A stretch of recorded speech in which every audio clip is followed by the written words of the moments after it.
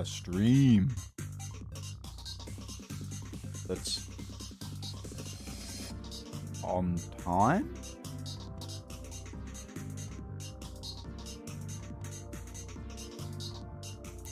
Could it be?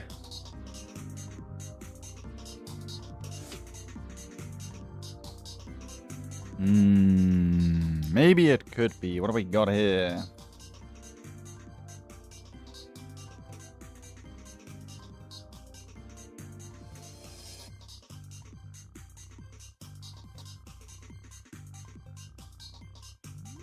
Well,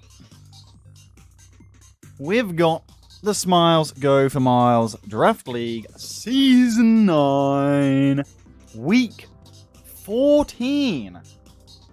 In our progression towards the longest season yet. The greatest season yet? Maybe. Is Miles first again? It is. It is, in fact, Yeti. And that's due to the fact that the featured match is a Smiles match. And we're in absolutely no hurry. So, exciting times. Oh.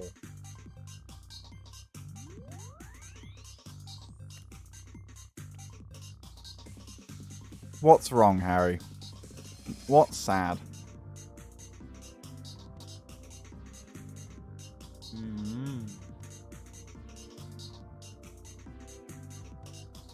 Whoa! Missing 2 games from Miles. A conference that prides itself on being prompt. What the heck? Sup, Roy, Levi, Subsum, Bastions, Tim, Christian. Good to see all of you. Good to see ya. Oh. I very nearly finished my lunch.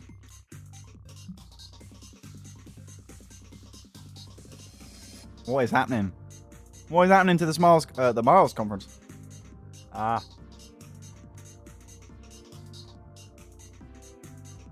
The one thing they were good at, and they can't even do that now.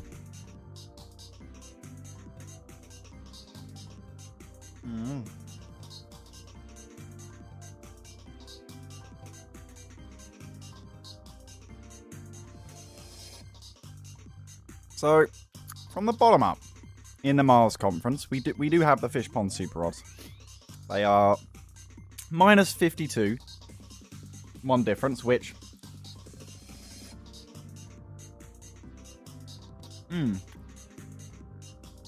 Yeah, that's... I'm gonna delve into the history books real quick after I've had this chicken burger.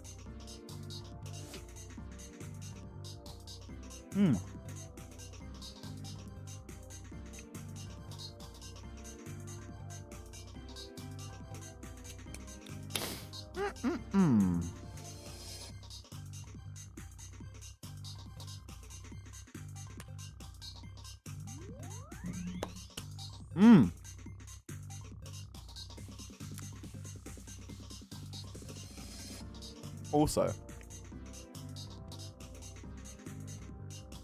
the very exciting thing is I've got lychee juice. How Tory is that? Like, this is quite something. Lychee juice, quite the treat, I have to say. Literally lychee berry juice, yeah. So, if I go back to Season 6... which was the season, or Season 7. Season 6 and 7. You will, for those of you who were there, you will be aware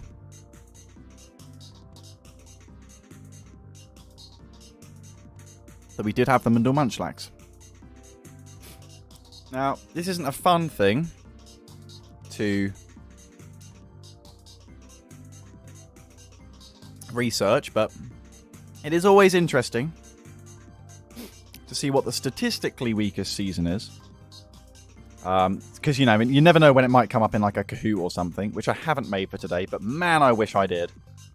BRB, it's going back to a break screen and making a Kahoot in half an hour. But the Fish Pond SuperRods are 1 and 12. Minus 52 mon difference. Now, if you go to the Season 6, You will find a couple of winless seasons. These were the Season 6 standings at the end of league play. You'll notice that the Mundo Munchlax went 0-10, minus 43. But 0-10 at minus 51 for the Scotland Samurott.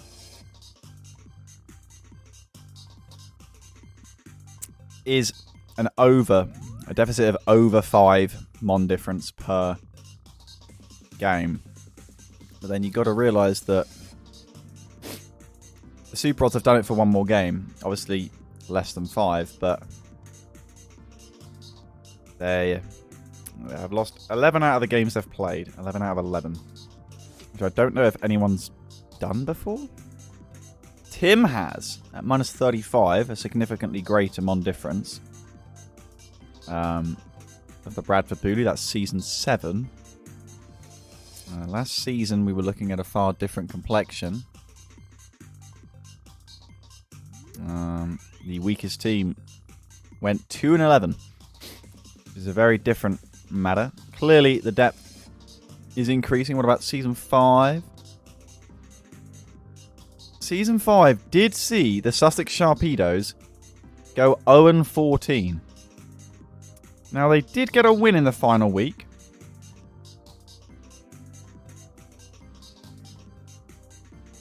But a team has never lost 14 games in a row in the same league play before. Now, in theory, with Action's 10 loss streak at the start of through Season 6, going into Season 7, you've got to consider that the Scotland Samurott were also on that streak. The Scotland Samurott did get a win relatively early on. In fact, they won their second game, whereas the Mundo Munchlax did lose their first 3. 4, 5, 6.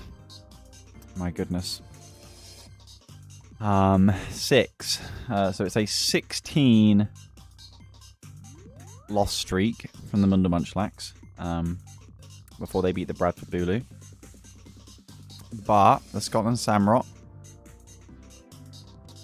did win in week 14. So 16 is the longest loss streak, and it's by the Mundo Munchlax. That's good to know. But the Sussex Sharpedos do take the cake of doing it within one season at a 14 loss streak. But they did get a win. I mean, what's my streak? That's true. That's true. That's true. Season 6. Season 7, sorry. So Season 7, the Bradford Bulu went 0-11. But if you count from before that season, Bradford Bulu lost another 1.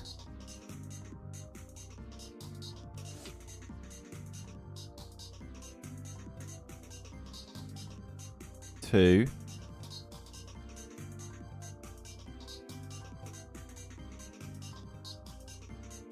2.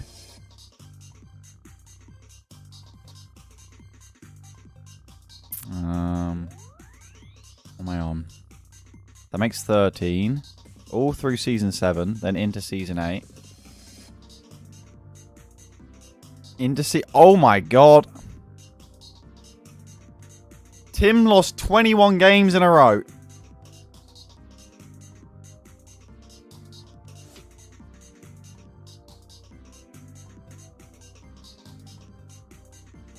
That ties our all-time win streak from the Liverpool Litten, who won 21 games in a row. Also across the span of 3 seasons. But they did it from 5 through 7, whereas Tim's lost streak is from 6 through 8. That is some record. 21 losses in a row. So, for context, the Fishpond SuperRods are doing just fine. They have lost 12 out of 12. But they got a long way to go yet. They've got to pass the 14 of the Sussex Sharpedo and the 16 of the Mundel Munchlax. Those are the monoliths on the road to greatness, or not greatness per se, as I can't really count forfeiting games as actually losing them. So that's interesting. But what's more interesting is the fact that the Leeds Litwicks are in 16th in the Miles Conference at 3 and 10. Now, once again, I'm going to go searching through the sheets. I'm just going to remind myself. There's two really cool sheets that I do like to look at.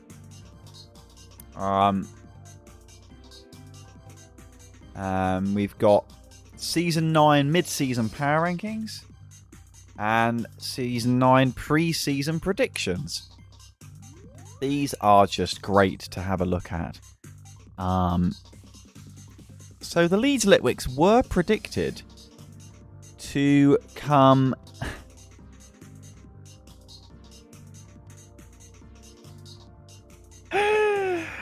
8th in the Miles Conference.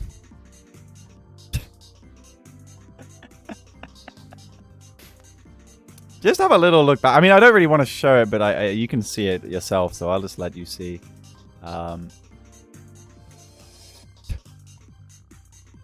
This was the Miles Conference, as predicted, pre-season.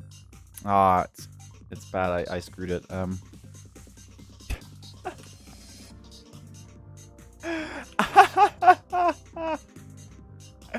Here. Right, full Miles Conference. Hey, there you go.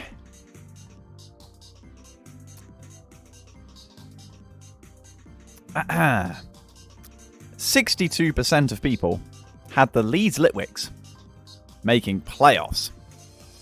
Back to reality.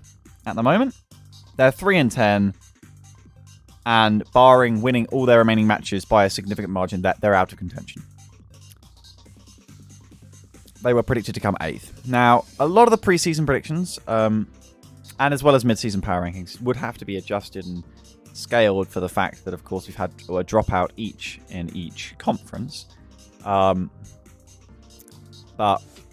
you know, it is cool to see. Ariana was predicted to come 4th, which isn't impossible at the moment. But they're going to have to pretty much win out. The Liverpool Littens, of course, were predicted to be 1st, and they are on the fringe of playoffs. The Yorkshire Yanma also on the fringe of playoffs, but they were predicted down in 14th. The Amsterdam's Agron were predicted to come 17th. They're in 13th. Pretty nice. This is all fun to see. I guess we can talk about the Smiles Conference afterwards. The mid-season power rankings were... Where did mid-season power rankings have the Leeds Litwicks? Oh, come the mid-season power rankings, the Litwicks were still in 23rd, so you would expect them to be in 11th or 12th. But that is not the case. Since mid-season, it has all just been downhill for the Leeds Litwicks. They are on a 4-loss streak. On a 1-win streak, after their win last week, the Cotswold Clefairy are up at 3 and 10, past the Litwicks. The Bradford Bulu up at 4 and 9 after their win. There's still a little bit of a gap to bridge to the Amsterdam's Agron, who are on a 2-loss streak after how hopeful things were looking. They've really got work to do now. A 3-win streak for the Red Hot Red Rock are one of the few teams who seem to be going in the right direction in the Miles Conference. And they're trying to hold on to the coattails of the Yorkshire Yanma, who are on a 4-win streak. They've just gone past the Super Hooper going the other way. They've looked out the mirror, and the Super Hooper have plummeted from 7 and 2. Tough run of games, and it shows. Up into double-digit mon difference to Liverpool Litten, despite that loss last week. To the Buckingham Bonsly, who themselves are up in 2nd now. One of the probably 2 teams that can catch the Merseyside Mimikyu as it stands heading into this week. The Morsaku Mimes also pegged back to 8 and 5, but the Nottingham Noivern consistently giving themselves a buffer between themselves and the playoff margin. They've really been consistent, as have the Bulu Vs Ponyta with a 6-win streak. Of course, they got another win, so it kind of counts as like 7 almost because of how they have a bye during that.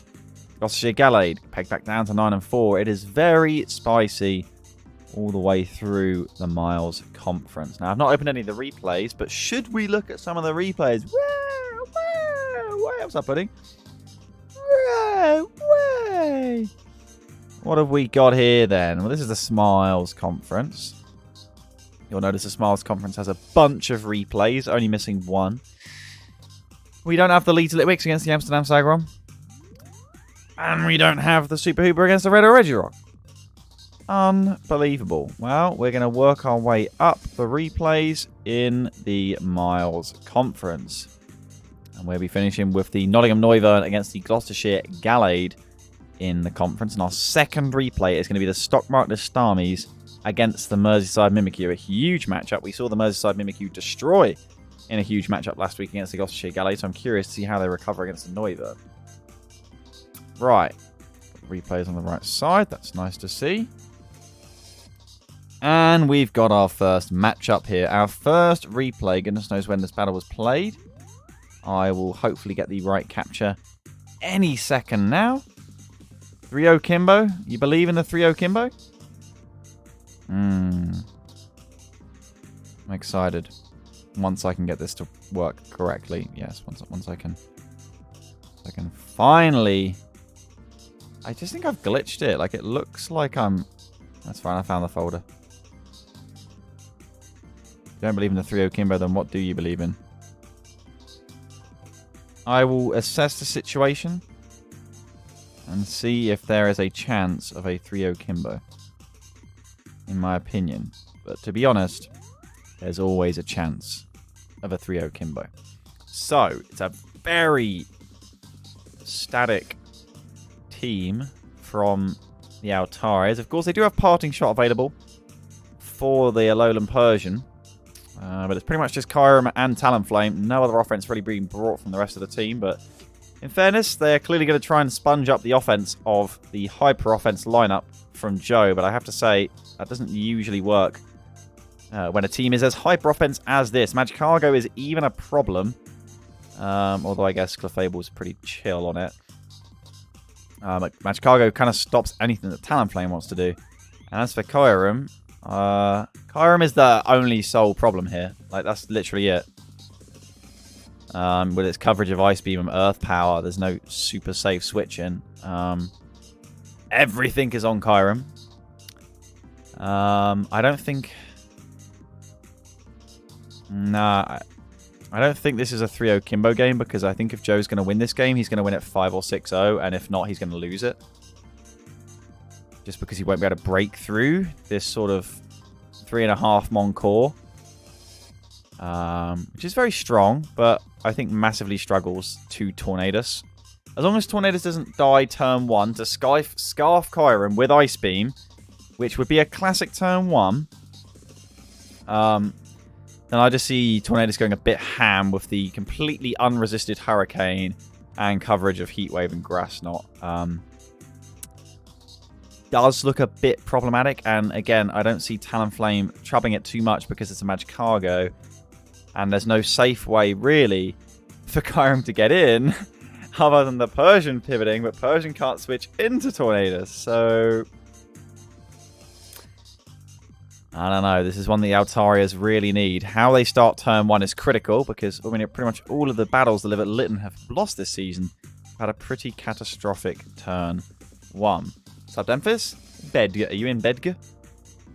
What does Horizon do to an opposing Pokemon when they want to deal 70 base power normal damage with a high critical hit ratio? They slash them.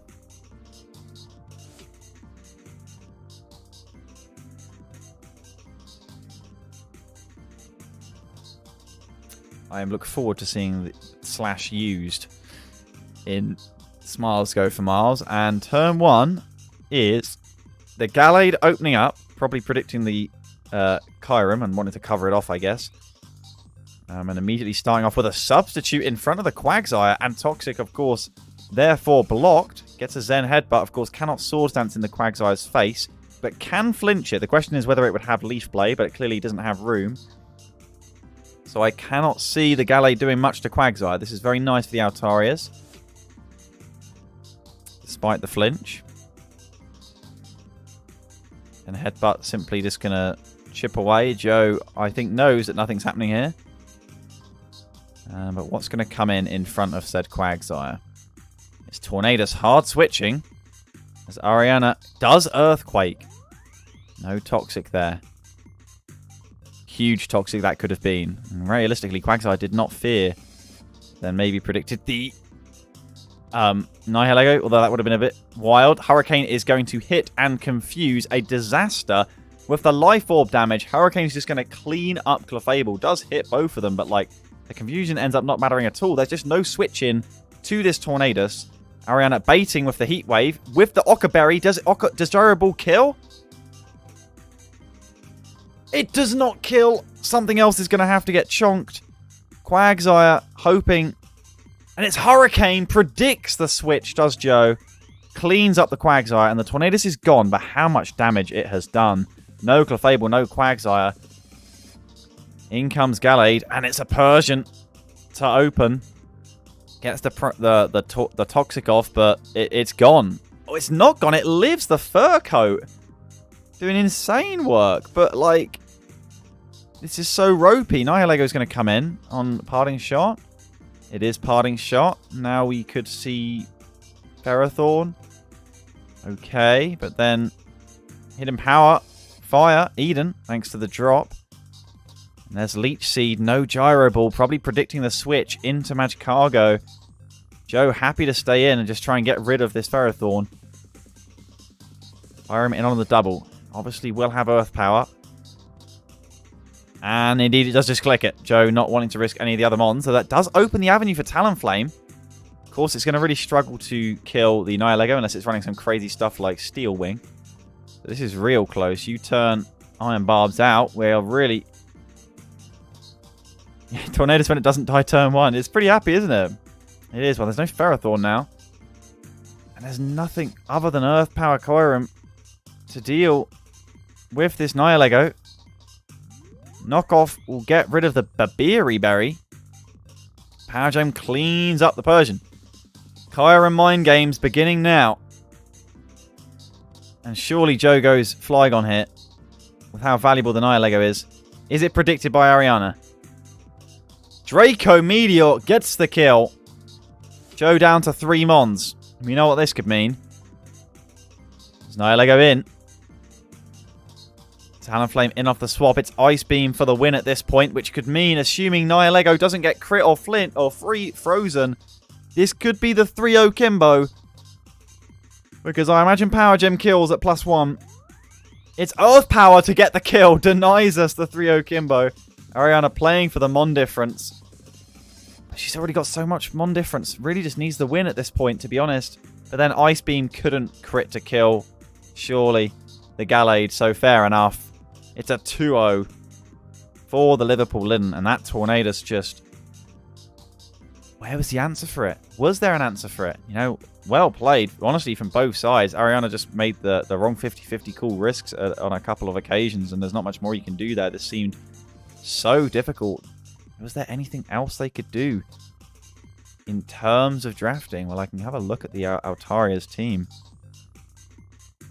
And we get the 0-0 Kimbo. There's not been many 0-0 battles in history, but when I continue to compile the Hall of Fame, trust me, you'll be seeing them. So the Altarias did have a Mesprit. Maybe they thought it would just get U-turned on? They also had a Rotom. Surely one of those could be ran especially defensive. Now, I understand the Mega Heracross not coming. It's outpaced by everything. But that seems like an oversight. But a tough one, nonetheless. Joe's draft does give you plenty of curveballs to try and prep for. It's a big win for the Liverpool Litten. It would be absolutely wild to see them not in playoffs, but also the Altarias really at risk of missing playoffs. That moves them to 6 and 8. As we move on to what could easily have been a featured matchup. It's two teams who certainly shouldn't struggle to keep themselves in the playoffs. Top of the conference, Merseyside Mimikyu. With a big battle here. We could see a crazy three-way race should they drop this game.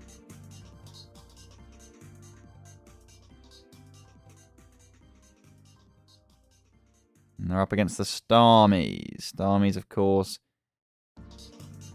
with that not Mega Beedrill.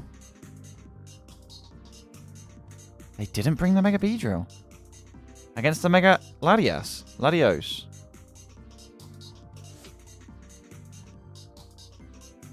I am a giddy goat right here because I cannot figure out why. Think about the damage that U-turn does every time it forces in Mandibuzz.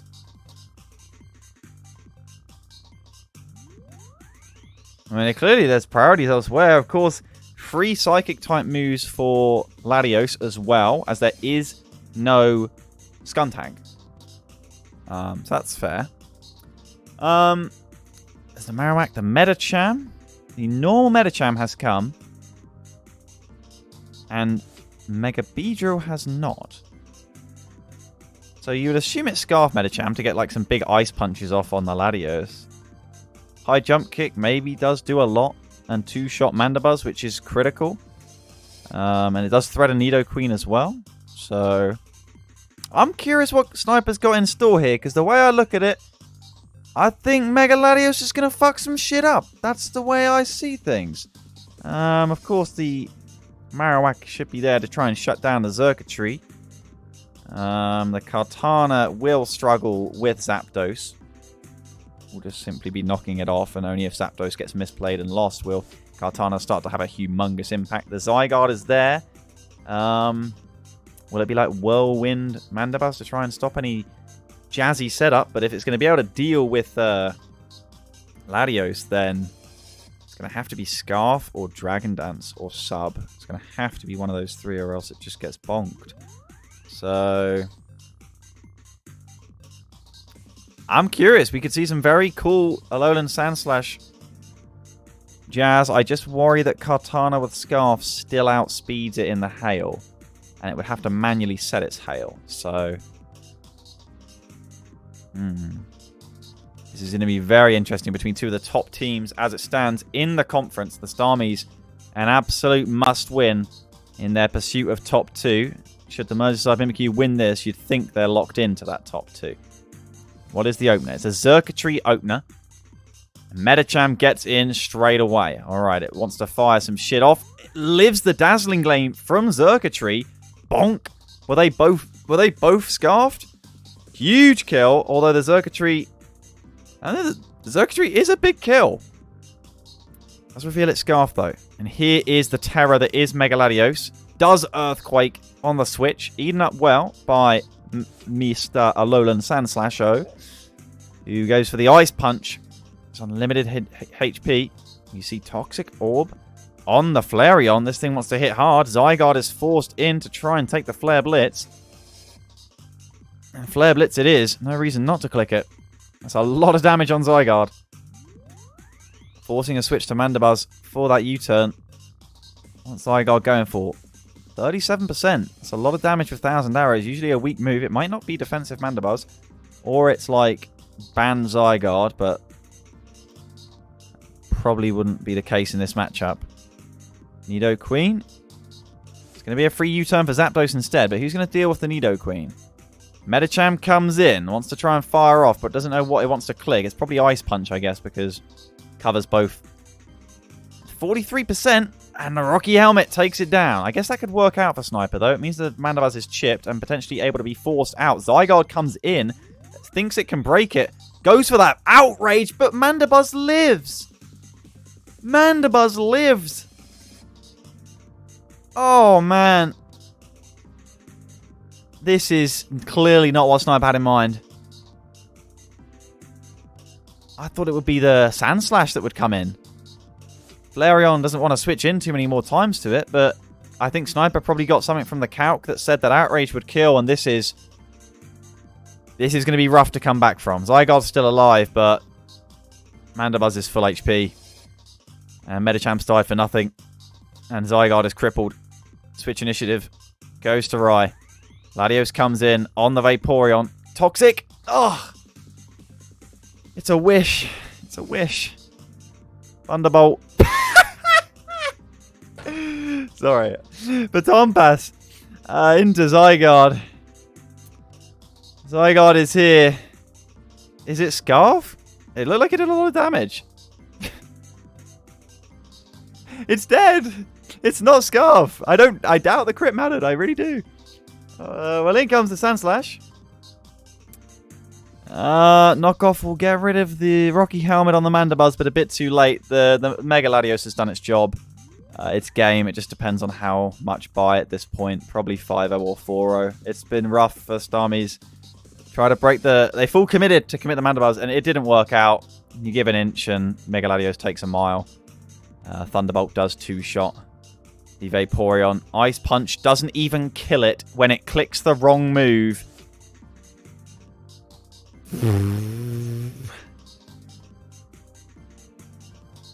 No Icicle Crash either. Maybe just not wanting to miss. And of course, really meant the Rocky Helmet hurt even more. Here is Nidoqueen. Sets the rocks for the Marowak Heat Wave. Chipping away. And that is a lot of damage with Ice Beam. Understandably, physically defensive Zapdos for the Katana. Sheer Force, Life Orb, Nidoqueen. Do not mess with this thing. Absolute menace of a ground type. One of the best, absolutely, in Draft League format due to its versatility and minimal weaknesses.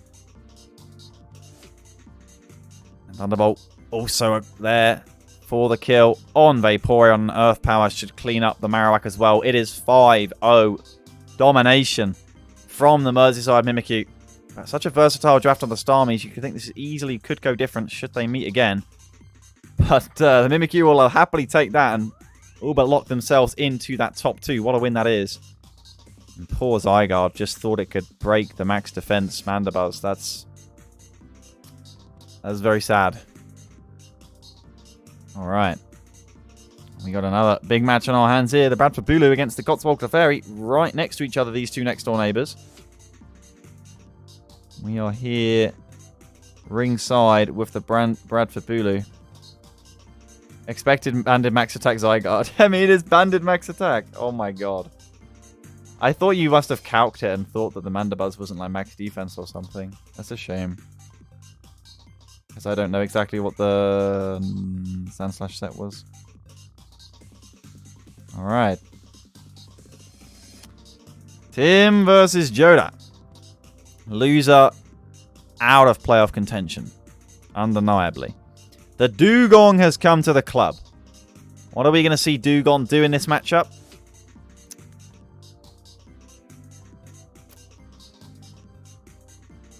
I'll be honest, I don't know what Dugong can do. I don't know what it gets. But with Thick Fat, it could maybe look to try and shut down the Charizard X. Maybe. That's one thing. I don't really see Dugong get brought. I can't remember what you did last time it got brought. I'm sorry. Right. So, what was going to be the opener? The Mega Sableye, of course, just isn't that happy in this matchup with the Florges there.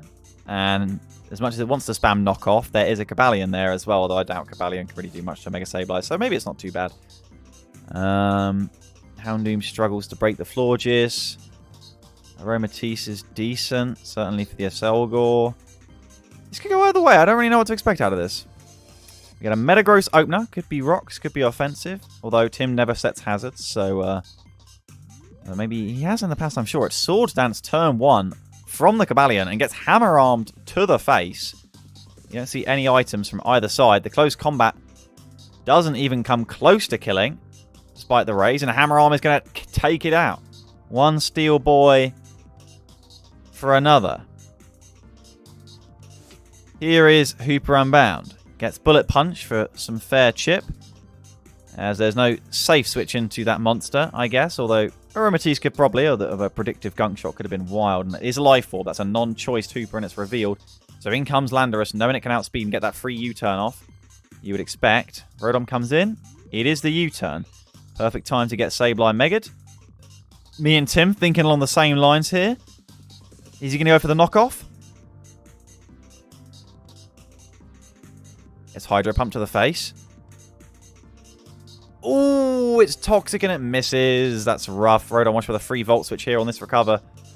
Misses the Hydro Pump. Never mind. Okay, we are reset, although it favours the Codswell Clefairy here. That's a fair bit of leftovers recovery they've been given. So Hydro Pump for 48%. Toxic does land on the Rotom.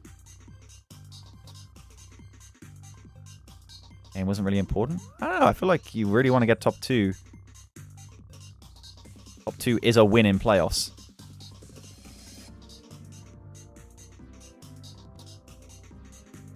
And, I don't know.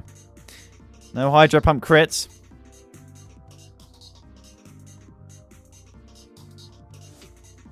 Dugong comes in on a potential Volt Switch, but it seems like Rotom doesn't want to click Volt Switch. That's fair enough. Dugong has leftovers. Volt Switch connects. It takes it relatively well, as you may expect a Dugong to, as Florges is the one to come in. Whirlpool! Is this Whirlpool Perish Song? I've never seen a Dugong have this much impact if it's got the Perish Song. Gets Moonblasted to the face. Can take another one, unless barring a crit. It is Perish Song! It is Perish Song. Okay. Does it have Protect? Has Tim got the set on point? The Mega Dugong set? He's got Protect! Holy shit, Dugong trapping and killing the Florges. What a fucking play. Oh my god, the Sableye is massive now. Dude, Tim's gone mad with a Dugong. He has rest! He has rest, he can come back and do it again. So the floor just has to stay in. Tim can just switch out into, like, I guess you go Aromatisse now at the moment. He stayed in. Heal Bell doesn't cure that shit. Tim's just... What the fuck? Dugong's like, fuck this shit. I did my job. I'm out. He wanted the switch initiative. Gets the Landorus in on the Charizard. I felt bad. Holy Chad Tim right here. Houndoom thinks it kills the Rodon from here. Goes for Sludge Bomb. Predicting a switch? What? It's gone. Did you feel bad again, Tim? Why wouldn't you click Dark Pulse? It's unresisted. There's no Dark Resist. And suddenly the Codswell Clefairy are more than within a shot here. They've got Hooper. They've got Mega Charizard Y. Well, shit. Landorus has still got a good chance of saving this game, though. This is close. Shit. Mega Charizard are going to look for them setups. Flare Blitz. Never mind. So if this is Scarf Landorus, it can now revenge. I thought for sure this would be Dragon Dance Charizard, but I guess it didn't want to get Toxic. But then Earthquake does kill it. Is Scarfed Landorus. Massive turn there. Flare Blitz did kill the Mega Sableye, but now there's no Charizard to try and outright win the game, unless there's something from a Selgor. No Final Gambit shenanigans here. Here is the Aromatisse, which doesn't display spikes, although Landorus doesn't feel them. 99% from Moonblast. I know a Selgor's frail, but that's got to be fucking chonky Aromatisse right here. And it's going to be a 1-0, assuming that Gunk Shot hits, assuming it has Gunk Shot. It has Gunk Shot, it hits, it kills the Aromatisse. And Landorus should clear up. It was Specs Aromatisse. Fucking bosh. U-turn kills the Hooper, and it's a 1-0 win for the Bradford Bulu. What a wild battle there. Is that the sort of thing that's Hall of Fame worthy? I'm not sure. The Dugong play was definitely very memorable. So I don't know. It maybe wasn't the showcase of the most perfect play, but that's not what we're after. And that's what we're here for. That was good. I enjoyed that. Oh, this a very juicy battle. We had a couple weeks in a row of juicy Miles Conference battles. This one's a little bit late to the party. It's the Morsekune Mimes against the extremely in form, only really in the shadow of the Merseyside Mimikyu, but the Portishead Ponyta on a 7-win streak. It's just not a team you want to play. Okay. So, the standard 6-ish without the Tangrowth. No Tangrowth, you'd assume, because of how Celesteela can threaten it, as well as Victini. So we see the Fortress, who's happy in front of the Glaceon, I guess, and maybe the Crocodile. We sometimes see fire coverage on Mega Ordino, so not necessarily happy in front of Mega Ordino, who itself is actually still very good for the Garchomp, but there's so much power. I don't know if Mega Ordino can hold through the electric terrain. So it's kind of down to the Crocodile. Is it a Scarf Crook? Very fair to expect Scarf Crook. There's no appearing ground immunities other than Mega Pinsir, of course. So this one's a fun one. Celesteela is going to be fucking stressed out. But it's Ordino who's going to be stressed out because it has to be the switch into like so much stuff. Garchomp, Volcanion. Hall of Fame battle? You think it's a Hall of Fame battle? This one? I hope so. Or do you mean the Dugong? We'll see, because you guys have to see what's already in there so far. Crocodile is the opener. On Fortress, is it Scarf Crook? Is it Taunt Crook? It's definitely Scarf Crook. It's not got Intimidate. Knocks off the Custap Berry as Toxic gets put on the Crook. No hazard set. You'd think against Victini, you'd highly prioritize putting up the Stealth Rock, and it's not like he feared the Taunt because he went for Toxic. Spikes go up, not rocks. Am I confused or what? Ordino Megas. Goes for Fire Blast, hits the Fire Blast, and Fortress is down. Find Your Flame, very much found it. Aladdin in as Volcanion comes in. How's this going to break the Ordino? Look to burn it. Steam Eruption, 26%. The fuck? Well, this isn't Specs Volcanion. I don't know what Harry expected here. He just wants the burn, I guess. But what if it's got Heal Bell? Thunderbolt does 38%. Ordino actually hitting relatively hard here. Can't be Assault Vest Volcanion. It's leftovers. What's it doing then? Oh, Garchomp comes in on the Mega Ordino. Well, Mega Ordino is just clicking Wish. And does it have Dazzling Beam? It has Ice Beam! Fire Blast, Thunderbolt, Ice Beam, and Wish. Not even Protect, and this thing's still just fucking walling. So in comes Coco. As the Wish goes up. Dazzling Gleam. What? Predicting a switch to the Crocodile. I guess Ice Beamed. Is there nothing that can kill this fucking Ordino? But Pinsir can't kill the Ordino because Steeler is so free on the Pinsir. What the fuck does Harry do? He's not prepped for what he... Oh, Ice Beam's frozen! It's back! This is a disaster! Fire Blast, just for good vibes. In comes Garchomp. Harry has prepped for this battle like mad and has just forgotten about the fact that Ordino is obese. And it's just killed 2 Mons and it's still sat here. What is going on? In comes Celesteela. What the heck's a Pinsir gonna do? Thunder Punch Pinsir? I mean, close combat's just as good. I mean, maybe it can break through, but it knocks off, gets rid of leftovers. Gets air slashed, lives, okay. Close combat. I mean, Pinsir always struggles for move slots. It's running knockoff, which surprised me. But then if it was running close combat, it probably would have died to the air slash. An Earthquake is going to kill the right... This is a fucking disaster. Oh my god. Of all 7 win streaks, what a time for the Morsekun Mimes to come in and completely shit on it. Ordino can come in on the spikes, on the Steam Eruption. Does it finally burn? No, Aladdin does not give a fuck about the burn chance of 30%. Although, it does struggle to break because it doesn't have Wish Protect. So in comes Raikou on this Steam Eruption. Takes 57%. That doesn't get burnt either. Crikey. Looks to try and force a switch into Tapu Koko, but Tapu Koko is frozen. That Thunderbolt is nearly killing, thanks to the electric terrain. What is the Raikou's item? That's the thing. It subs up on the frozen Koko. That is...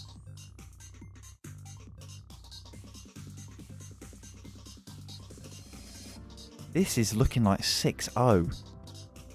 And for all of us who thought the Vs Ponyta were a lock... Quicker doesn't even kill!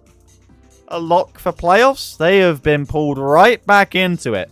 This is a massive win for Yeti. 6-0 as well. And it 90% if it was down to bloody Aladdin the Mega Ordino. Oh my goodness. Kept thinking Crook would come in on your electrics? But Ordino didn't care about the... Ordino was scouting damages. It already had a wish passed up every time you came in, so why would it switch? Holy moly. 6-0 for the Morseku Mimes. That one is going to be spicy to see how it affects the standings. Hall of Fame worthy? I mean, it's funny, but I don't think it's Hall of Fame worthy. It's not like... yeah, I don't know. It's not like there was a...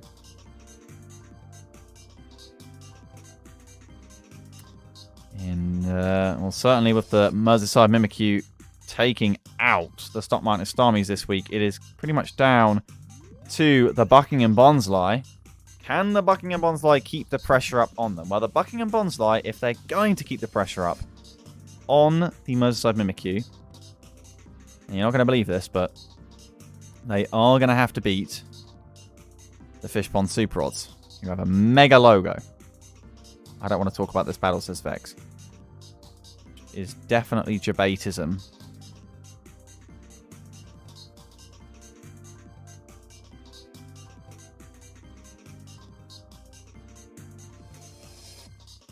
Right. So, SuperRods pursuing their first battle win. Like, Ordino needs to go upper tier next season. It doesn't do anything. I mean, it's boring, so we can put it upper tier. But it's also not boring when it does that. Finchy with the 21 months. Don't you just hate it when your cat wakes you up like this? Meow. Meow. Meow. Meow. Meow.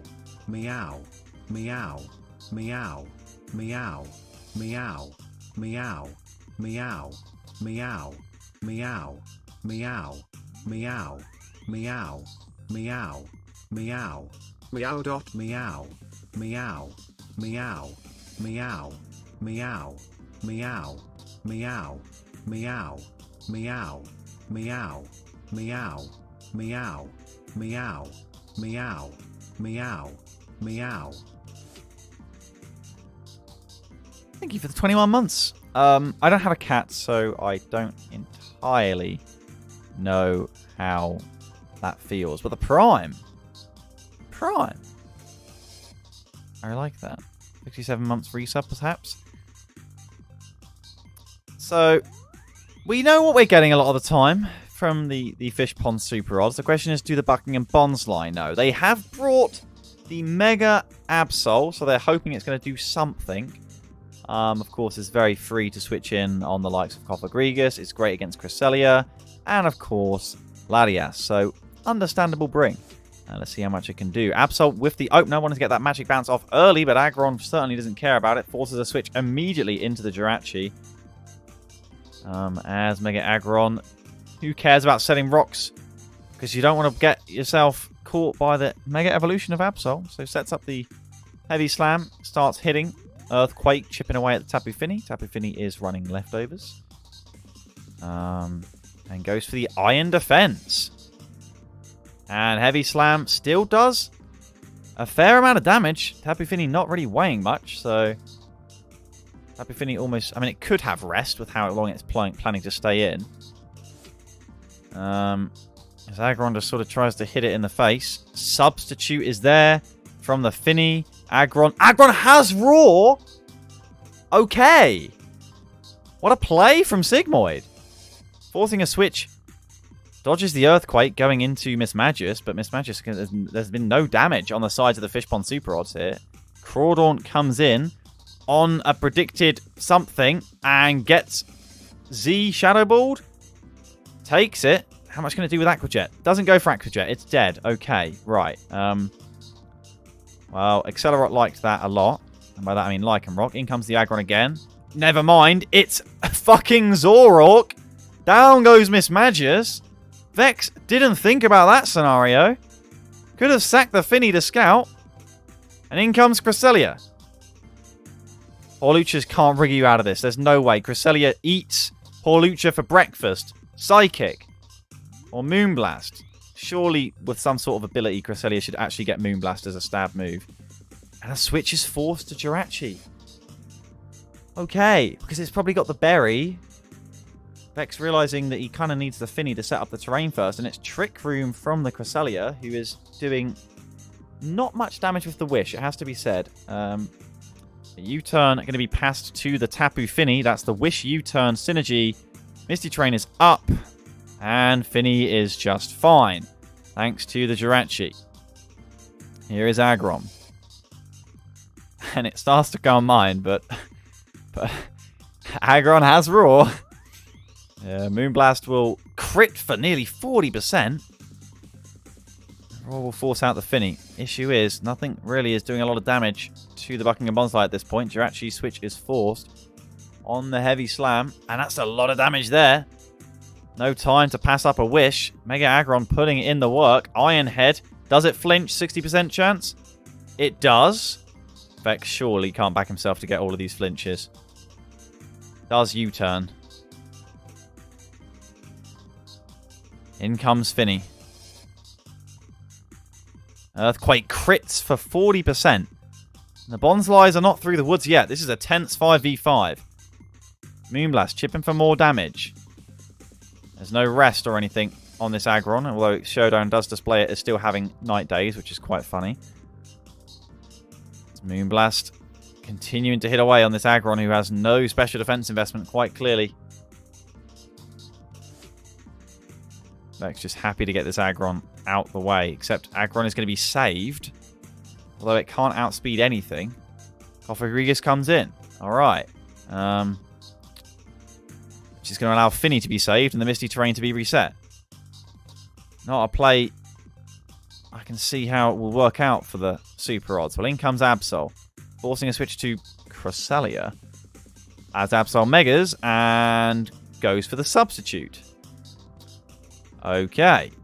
There's Play Rough predicting a... Oh, it predicted the fact it wasn't Cresselia. This time Vex gets it very much on point. As the real Cresselia, of course, who was already chipped. Therefore, Vex knew.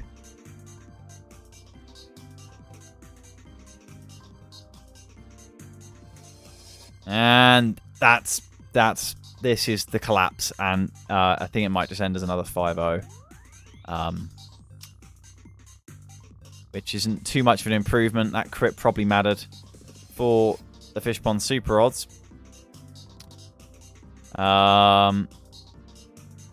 But it's not to be. The Buckingham Bonsly will survive a scare and walk away with a 5-0 victory. Absol very much appreciating the boost to the...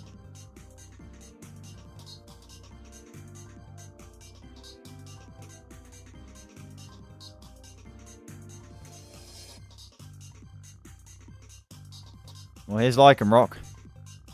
Gets the kill. 4-0 is the scoreline.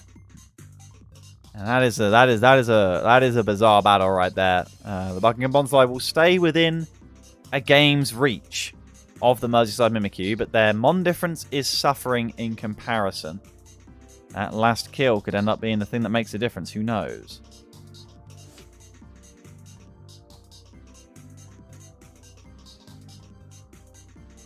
As we are just on our way back from the hospital, and the Gloucestershire Gallade have just been let out of custody after last week, and they will play immediately the Nottingham Noivern, who are not a friendly meeting. This one very tense in the standings. In fact, they are, I imagine, just one win apart. The Noivern could win this to go above the Gloucestershire Gallade, who have caught themselves in a rough spot. The Tauros has come to the party. I like that. Ability to threaten the Goodra big time. And probably really threatens the Gliscor as well. I don't think it gets Ice Fang.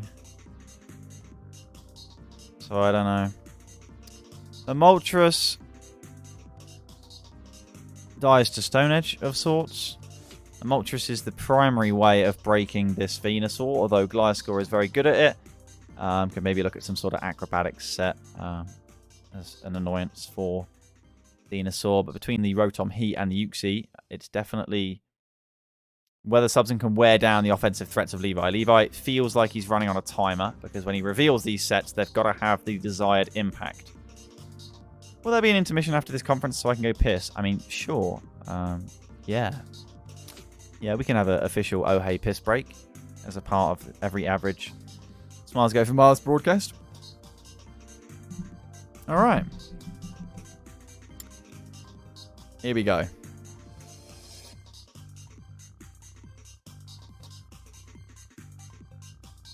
Tauros is the opener. And Zeraora early on.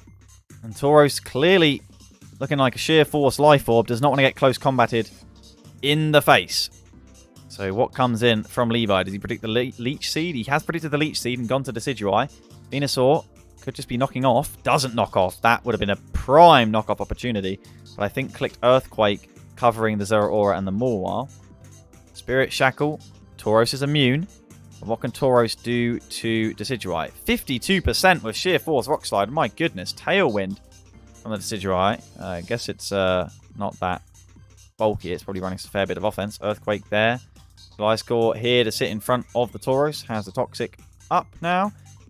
Swords Dance in front of the Tauros. Tauros stays in.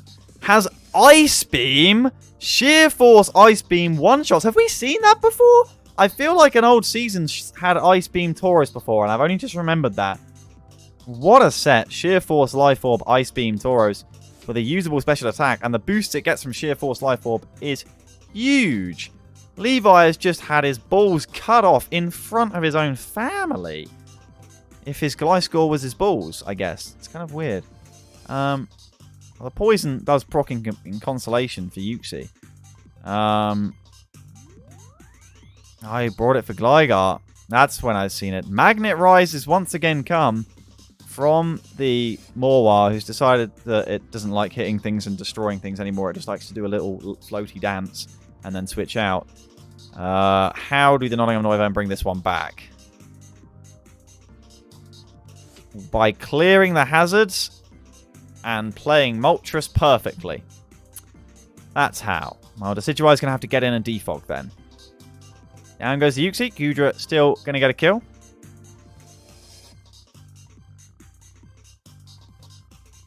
Tauros in. Moltres, the remaining wing condition, I thought, but I don't know the sets. It's dead to Body Slam. Okay. Body Slam over the Rock Climb, I guess, not wanting to miss. So Zeraora is going to be the one to come in, but how does Venusaur die now? Well, Decidueye is going to come in, but what's the point of clearing the hazards now? Nothing cares about it as much as the Moltres did. Z Decidueye. Supersonic Sky Strike. What the fuck? Does it get Hurricane or like fly or something? What is that? Brave Bird. Why does this shit get Brave Bird? I guess it's an owl. That's cool. Subson surely knew that. I didn't though, so maybe not. Well, when you've got Mega Venusaur, you just have to scout constantly what on the other team kills it. And therefore, if they can kill it, I just switch out. Therefore, my Venusaur always lives and it wins me the game. Is grass flying before evolving? Huh, that's cool. You did not know that. Yeah, I don't have a fucking clue. Is it the Scarf Gudra rather than a Assault Vest? Is it going to have to switch out? It is going to have to switch out. No prediction. Substitute is there from the Primarina. This thing is an absolute menace. Thunder Punch is there. Mawile should take one. Oh, but it is Hydro Pump and it one-shots. Never mind. Never mind. Maybe Zeraora can get a consolation kill. I don't know what health the Heat is at. It's actually at 80%. And it's going to come in.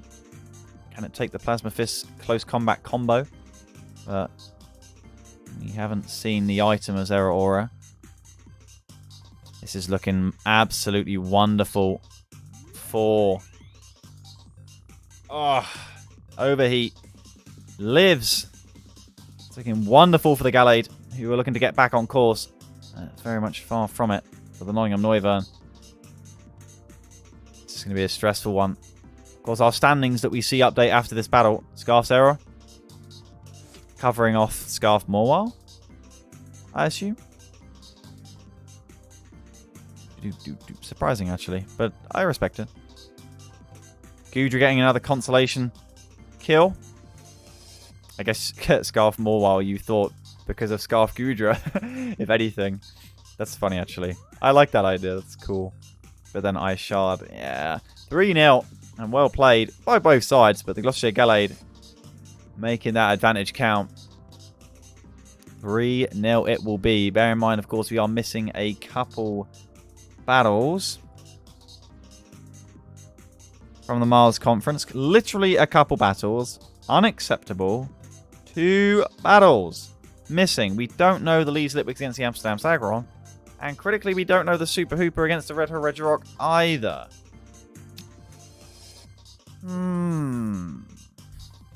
So, our provisional standings, of course, Phalius's village, his electricity died, which is funny. So, we have this. A gap at the top 2. And it really is a race for first. But, of course, the difference between first and second, far less than the difference between second and third. The Bonsly just 5 Mon difference, and they're on a 5-win streak behind the Merseyside Mimikyu, who are at 41 Mon difference now on a 12-win streak, having only lost back in week 1 to the Amsterdam's Agron, who, of course, in their game against the Leeds Litwicks, could bring themselves back level at 7-7. The Super Hooper could join that 8-6 club. They can't get themselves into playoffs, but they will absolutely be needing that win against the Red Hole Regirock. They could move above the Yorkshire Yanma, who of course were the team with their bye this week, I believe. So the Mimikyu Mimes are up into 5th, above the Portishead Ponyta, who they just slapped 6-0. And what a way to put yourself a little bit of a buffer of Mon difference between it as well. Now bearing down the necks of both the Gloucestershire Gallade and the Stock Martinist Starmies. The Mimikyu Mimes are looking like an outside...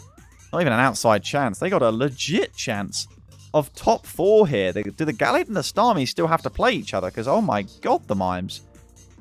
What a breakout season. This could be the first time they've been in playoffs since season 6, I think it would be. It's Gallades versus Starmies next week. Wow. Okay. The Altarias on a 4-loss streak after being 6-4. They're now at 6-8. Alright. And it's the Noivern against the Mimikyu Mimes next week. Okay. This is really good news for the likes of the Yanma, the Super Hooper, Altarias, and maybe the Regirock and Agron as well, depending on who wins the remaining games or not. Because teams are going to be suffering. And the only 2 teams who seem to have been able to rise above it all are the Bonsly and the Mimikyu. Very impressive.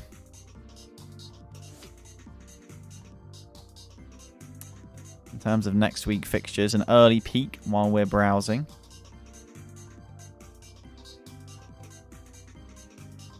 Next week, the Merseyside Mimikyu play the Leeds Litwicks. You still have an outside chance at playoffs? Have you calculated it, Tim? I mean, I guess it is possible. You're on a 2-win streak.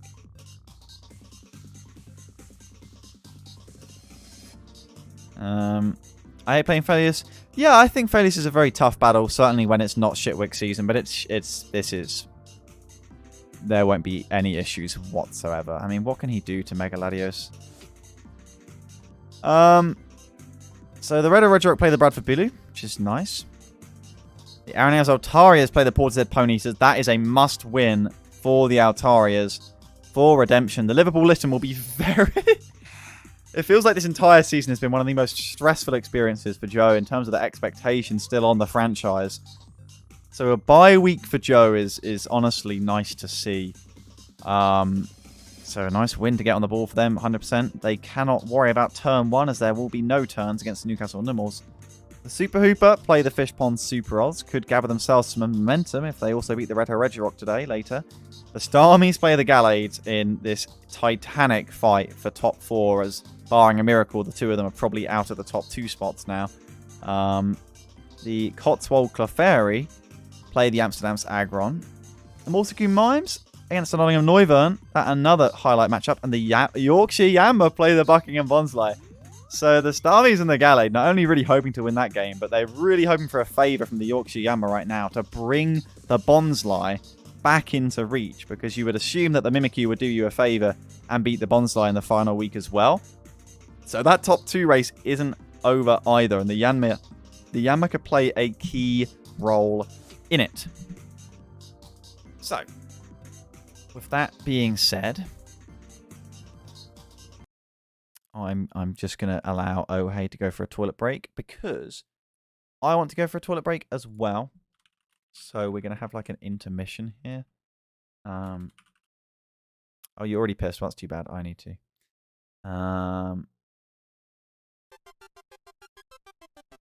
Lock Plaza. Houses Castle. Chain Chomp Brunette. Coconut Mall. I can't Coconut Mall you. Ah, DK Summit though. 8-bit? Holy moly. Okay. I'll be back in a couple minutes. I get myself some water, take my plate downstairs. You make sure you're hydrated as well. When I get back, I will ask you to put a smiley face in chat if you've actually hydrated. Because you should.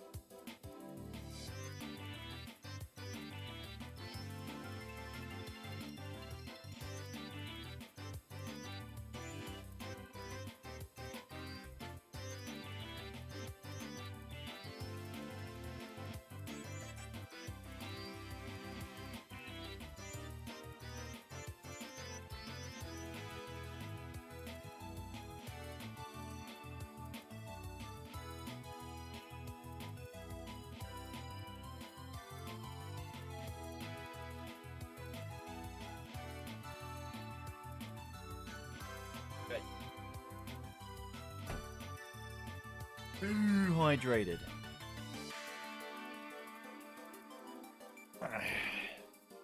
Who's hydrated? Who's hydrated?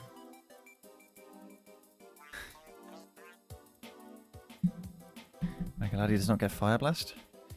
Why would it? Gallade doesn't get Fire Blast. What have I missed in the chat then, ladies and gentlemen? What have I missed? We're moving on to the Smiles Conference. Best conference. Right.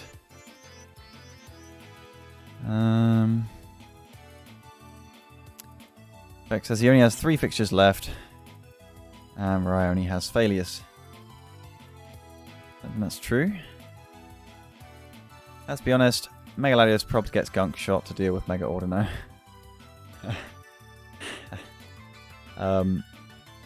Levo then, Horizon, definitely not safe.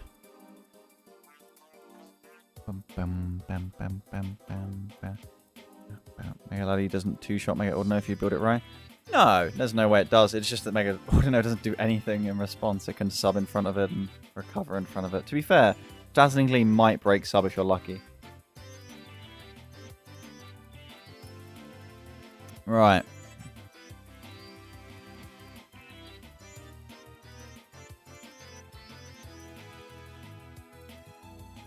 Okay. Smiles. Conference. Time. Soon.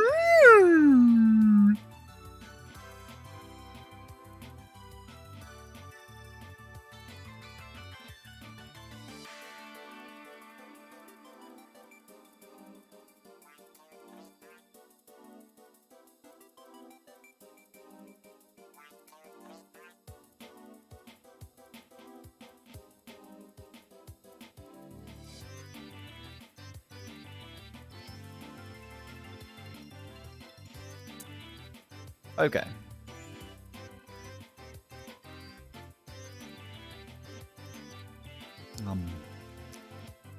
Right. So, situation in the Smiles Conference is everyone is based and can beat everyone. But the teams we're looking at in terms of playoffs should be these, barring a late surgical run from the 4 and 9s, but I mean they would literally need probably impossible scenarios to get them into playoffs at this point. And the race for top 2 is very much on between 2nd through 5th. The Wailords should be safe, barring losing out from this point. In terms of fixtures, I've not opened any of the replays.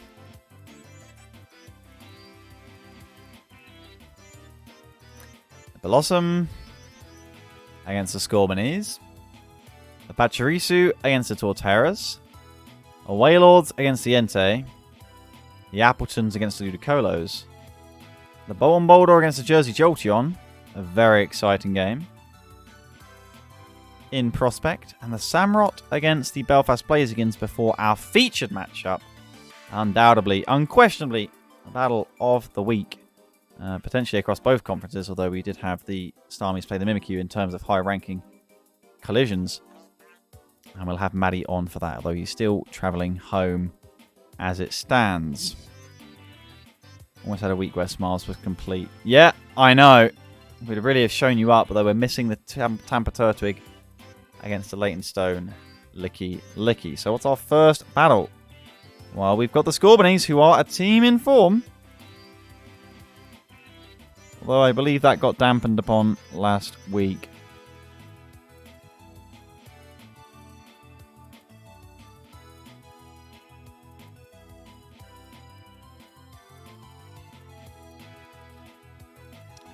Okay.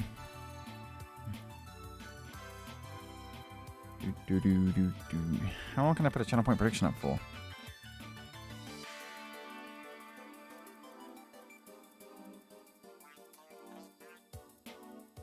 30 minutes. Okay, I can't put a prediction up for the featured matchup yet.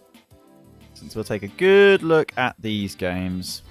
So in terms of standings, the Scunthorpe Scorbunny are on a 4-win streak. For some reason, I thought they lost to the Blazikens, but then I remember they actually beat the Blazikens. They're at 6 and 7, and they could absolutely drag the Berkshire Blossom into this. But will they? They, of course, Lycanroc, Yazelf, Mimikyu, Greninja, Garchomp, Typhlosion. In fact, Typhlosion with limited switch-ins on Azazel's draft. Certainly if the Tentacruel doesn't come, and the Tentacruel has not come. So it's down to Araquanid Special Defense to try and do the job. Could be a little bit stressful. Lycanroc going to struggle.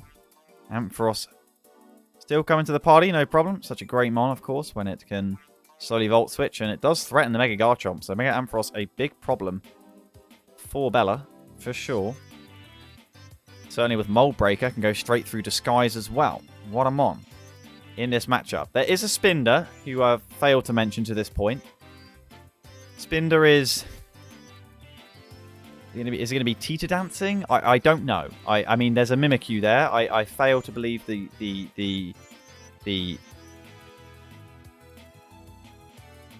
Typhlosion, the Mimikyu will care about the Spinder. I'm going to be honest. That's my opinion. But I'm curious. But Azazel still, despite the win streak, I think most people would say the underdog in this matchup. A difference of 2 wins separating the two teams in their record so far in the Smiles Conference League play. And the Spinder is going to open. Goodness knows what this thing is going to do. And the Lycanroc opens up. Surprising, of course, when you would often expect a Bronzong to lead from this matchup. It's Trick Room Spinder from turn 1. I don't think Mimikyu hates that too much. Tries to Sucker Punch.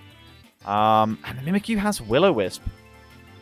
Really nice play to try and neuter either Mamoswine or Kartana. I guess it can have to settle for the Spinder. And it Will-O-Wisps twice. Oh my goodness. Catches the Mamoswine. That is an insane play from Bella. Icicle Spear. Really nice from Azazel to counterplay the Mimikyu. But the Mimikyu has done it dirty already. Double Will-O-Wisp there. And what has Azazel got? I mean, to be fair, it doesn't need a ton of hitting power to break through this Berkshire Blossom team. So the fight far from over. But Mamoswine being out of the equation is very nice for Garchomp. And to a good extent, Lycanroc as well. Ice Shard looking for the finisher, expecting the Shadow Sneak. But Drain Punch, in fact, is going to heal the Mimikyu up to a respectable amount. Not that it's the most bulky mon. In comes Bronzong. Going to thank a Shadow Claw to the face, and it crits. Bronzong going to set the Trick Room, but at what cost? Garchomp's going to come in, and Mimikyu is going to live. Earthquake does some chip. Garchomp's going to get that Mega off. What's it going to do in front of the Bronzong? Are we going to see the substitute power? Toxic gets off beforehand, which is important thanks to the Trick Room. Set some rocks, why not? Annoy that Araquanid and make the Typhlosion even more dangerous. Stealth Rocks do go up on the other side, though, to stop any Eruption spam. Fire Blast will hit, not kill, as Trick Room goes down next turn. Perfect timing for Bella. And Earthquake hits. Show Loop. I think we do have, in fact, a Link and Ludicolos battle this week, but it's yet to come. It's exciting. Garchomp being worked away at. Bella, well, she looked to try and conserve non-differential. Does the Garchomp have Stone Edge? I don't even know if I had the room for it. Just gets the Dragon Claw off. And this doesn't look very winnable for the Scunthorpe Scorbunny. I've got to be honest, it's Life Orb Araquanid. Holy shit. Greninja gonna come in and picks up the kill with the Dark Pulse. Now it's going sicko mode. So in comes the Kartana, looking to force the switch with the assumed choice Scarf. And does force said switch into Typhlosion. Sacred Sword gonna hit and one shot. That's probably not Scarf Kartana then. Reveals that it is in fact Life Orb, which is going to allow Greninja to come back in. And it probably kills from here, knowing the monster that... Yeah, it does. It does. So in comes Spinder. To try and Trick Room, I guess. It's also dead. Okay. Okay. So here comes Ampharos. Has it got agility? It megas. Lives. Because it's Beast.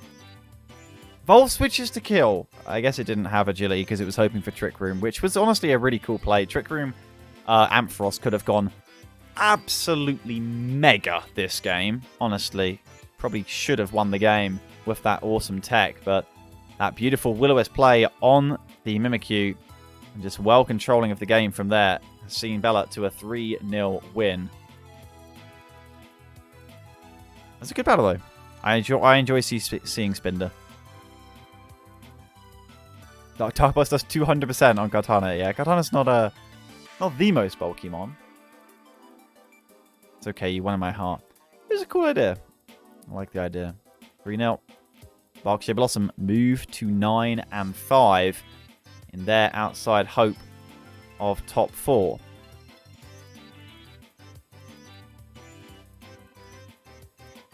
So we move on to the Tippery Torterras, who have had a little bit of a rough run of form coming into this matchup after being and having that chance at 5th in the Smiles Conference. They've suddenly fallen out of playoff favour. But a good game to try and regain on against the Plymouth Pachirisu, but that's what most people would think if they were outside the Smiles Conference. But those in the Smiles Conference know there is no comfortable game that you'd like to play. Plymouth Pachirisu with the threats of the Zeraora, Mega Pidgeot, Kyurem Black. Oh, there's a Metagross and a Dalmis and Uxie for a backbone.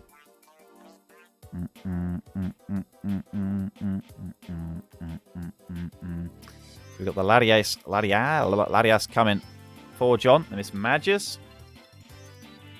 Excadrill, of course, could see mixed Kyurem with the Earth power, able to hit the Eel, although frankly I still think AV Eel eats it because it eats everything. The Mega Gallade could be a threat with that Ice Shard, but doesn't really have the speed tier to win most of the key matchups other than against Kyurem. So this should be an interesting one. What's the opener? It's Miss Magius to open, expecting the Uxie, and does get the Uxie. John will be very happy about that. As Dalmis is forced in. Dalmis of all mons. And it's Trick that gets blocked. Z Dalmis blocking the Trick. What a play. Anchor Shot going to catch the Eel as it comes in here. And Eel starts to coil. It's got no leftovers and it just starts to coil. Is this Resto Chesto coil with 2 attacking moves? Because it could be a very cool now that it's been Toxic. Has knockoff, but it's Z. We've seen it. And Z will hit. Bloom Doom, 56%. It's Figgy Berry. And I feel like Coil Eel has missed the mark again. Iron Tail was there for the Kyurem of all moves. But Flo will absolutely take this. Uxie comes in, surprisingly. I guess wanting to conserve any potential Rapid Spin potential. Knockoff doesn't... Is it Z Uxie as well? What? Well, Excadrill comes in, saving Eel as a sack. And that's perfect, in fact, for Flo, because it's a free Heat Wave. Might even Hurricane on the Predict as well. Suicune forced in. And the chip is there. And Suicune will quite happily take that. How much does Hurricane do is the question. Flo doesn't want to find out, just U-turns. Metagross comes in. As Reflect goes up. Oh dear, this Suicune's not dying. I guess Uxie or Dalmis is the play. Scald. Metagross stays in. What's it got? It gets burnt by the Scald. No shock there. Just Zen Headbutts for 8%. What? How is this Metagross ever going to touch this Suicune? I thought when it stayed in it might have Brick Break. While Uxie comes in. We see no Mold Breaker from the Excadrill, so we're expecting Manual Sand again. Yawn is there from Uxie looking to force a switch, but the rocks have gone up, which is really nice for John. For that Pidgeot and Kyurem, Stealth Rocks against the Pachirisu are absolutely critical with their limited hazard removal as well. Dalmis is here, but surely it's not allowed to get off that spin. That's the thing. Gallade just comes in. Wait. I have forgot the logos. Wait. No, I've not forgot the logos. What do you mean? They're right here. What? Yeah. Jesus, Loop, you're washed. In stream. The heck? You made me panic. Another Delmy's death. Yeah, poor Delbies. Does Ice Shard? Probably not kill from here, I guess. Also, the switch to Mismagius. Heat Wave for 37%. Does Mismagius live a Hurricane? I can't really tell. Oh, it outspeeds with the Scarf. Because it is choiced, of course. It went for that trick. Hurricane does kill. Pidgeot, of course, now in Ice Shard range, though. Probably wants to be conserved for killing the Suicune, but is not. Is instead allowed to go down. I guess there is a Zeraora that is the win condition right now for the Pachirisu. This is really close, by the way. 4 versus 4. Uxie comes in. Big Bang. Big Bang is there. Uxie gets taken out. That's fair enough. Kyurem could have a big impact, though. Suicune comes in, and it is Kyurem who comes in. Looking for that Fusion Bolt. Do we see a switch to the Excadrill is the question. Big moment here. As Draco is, in fact, the move. Does 52% to the Suicune, who tries to reflect up. That's still big value against the likes of the Burnt Metagross, who is of very little value right now. Its only value is to allow the Kyurem to come back in while Excadrill is going to be here. But Metagross being burnt, I can't imagine is... Yeah, the sand is set. The sand is set. Earthquake. Crits through the Reflect. But this looks like Excadrill cleanup season right here. Barring Scarf Zeraora to cover it off. As Excadrill, in comes Kyurem. It's just going to get Iron-headed. Oh, it's Ice Guard. What? Was it Sand Force? Or was it just not very at all invested in speed? Because Scarf Kyurem has just outsped, hitting about 460 speed. This had to be very bulky Excadrill, but then it doesn't live the Ice Beam. Holy moly. Mixed Scarf? This is Special Scarf. Got the Earth Power for the Eel as well, you'd expect. Wow. There's Raw. But this Suicune's a bit of a sitting duck. But then does Latias die? That's the thing. How much damage does Draco do at -2? This one's a tough one. What's Latias' set? Draco has to go for it. Hits for 57%. Is it Recover? It's Roost. Latias can hold. Draco praying for a crit. And now John's kind of tempting fate. Draco misses. But why Roost? It's at minimum special attack. What is this thing's moveset? Wants it to struggle to death, but...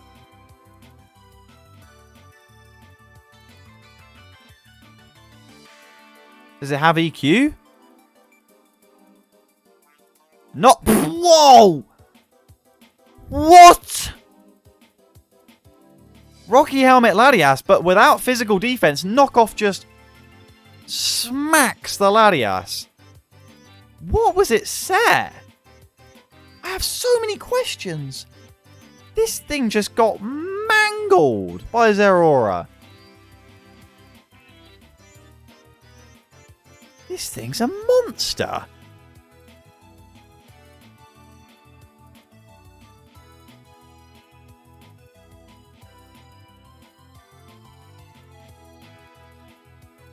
I mean, the fun thing is that this probably wouldn't do 50% to a Mega Latias.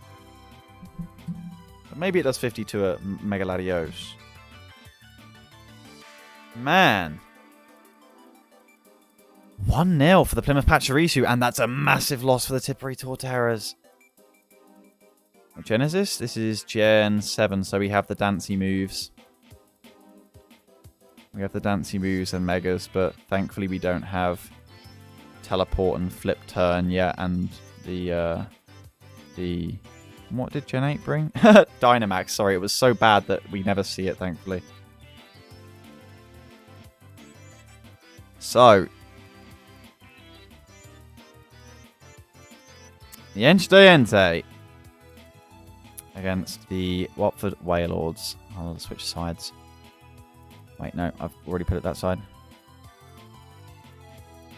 Okay. So coming into this battle, the Entei are 8-5. They're on a 3-win streak. They've got 12 mon difference. And they're looking to try and put some distance between themselves and the playoff margin.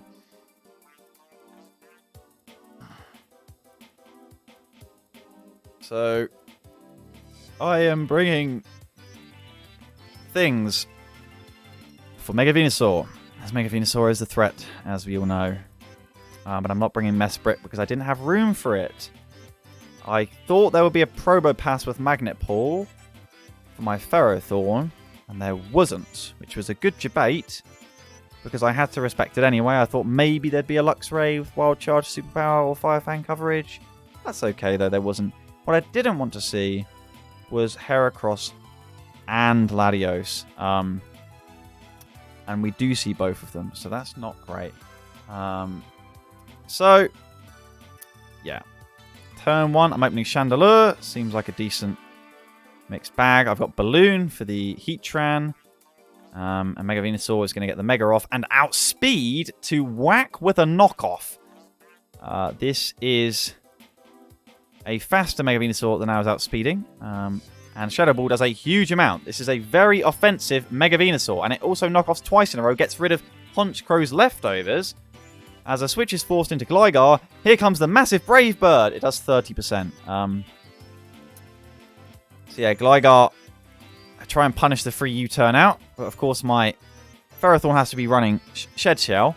But it's Agility on the Gligar, looking to Baton Pass into either Heracross or Venusaur, I guess. I knock off trying to get rid of the Eviolite. Catch the leftovers of the Heatran. As Finny comes in, Heatran sets the rocks. And so I defog them away, as that would make my Honchkrow and Chandelure pretty unhappy. In comes the Aromatisse, looking to try and pass a wish up, presumably to Venusaur, but it is actually in fact Heatran. I set the rocks.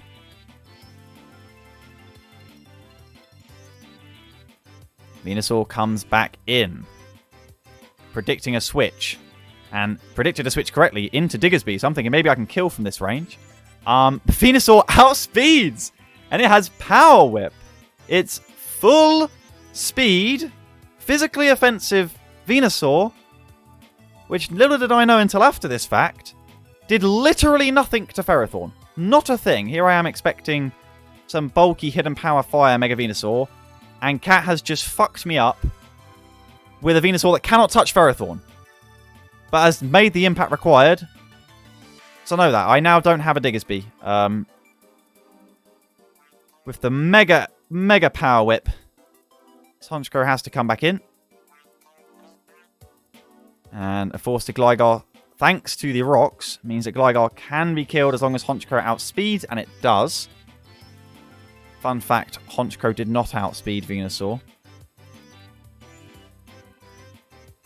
As Heracross comes in. What item is this? Is the question. Hits Stone Edge for 40% on Finny. Shows Life Orb. Question is, does it have anything to kill from there? I'm basically just sacking Chandelure at this point, but I find that actually it's Bullet Seed coverage. It hits 3 times. Exactly the perfect. If it's 4 times Chandelure dies, Cat then goes into Heatran. Probably not knowing if Heracross outspeeds, but actually Heracross did outspeed because Venusaur outsped the Chandelure, which is a misplay on his part because I can then get the Hidden Power ground off and Heatran's gone. I'm now at 5-4, but the Venusaur and Heracross still a massive problem, and little do I know how much of an issue this Latios could be. It hits the Energy Ball, no problem. I'm able to save Chandelure, expecting simply a Psyshock or something. And Venusaur comes in, looking to try and get that Synthesis off on the Ferrothorn, and all I can do is Thunder Wave. Can't really hit it for anything. So Honchkrow are able to come in, hoping for no attacking move. As Brave Bird hits and kills. Nothing wanting to switch in and take a Brave Bird. I was surprised that no Aromatisse switch in.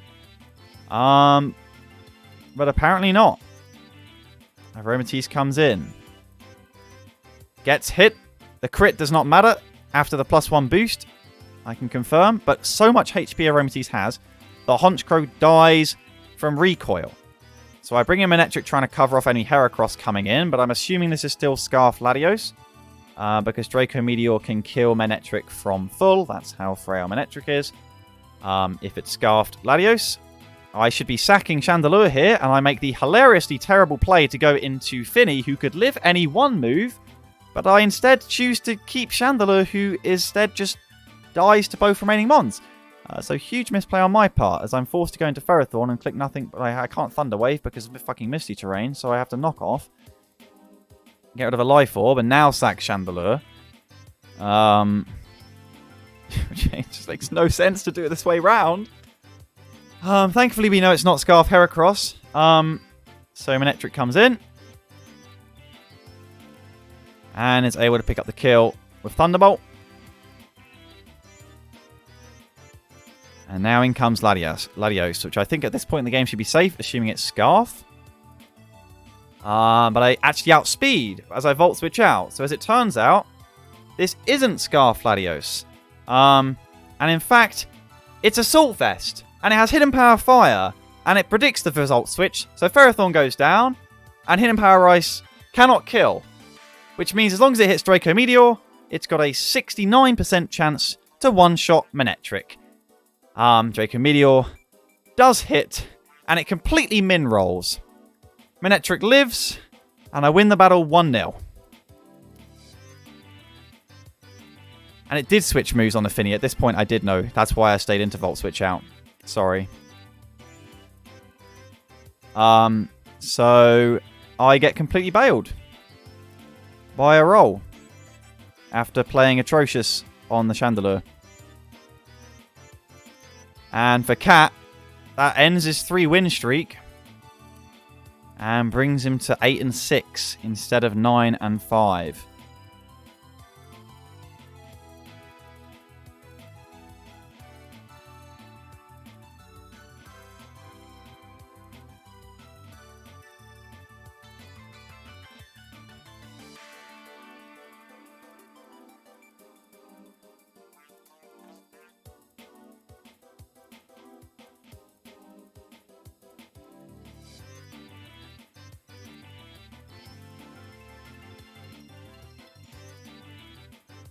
Right.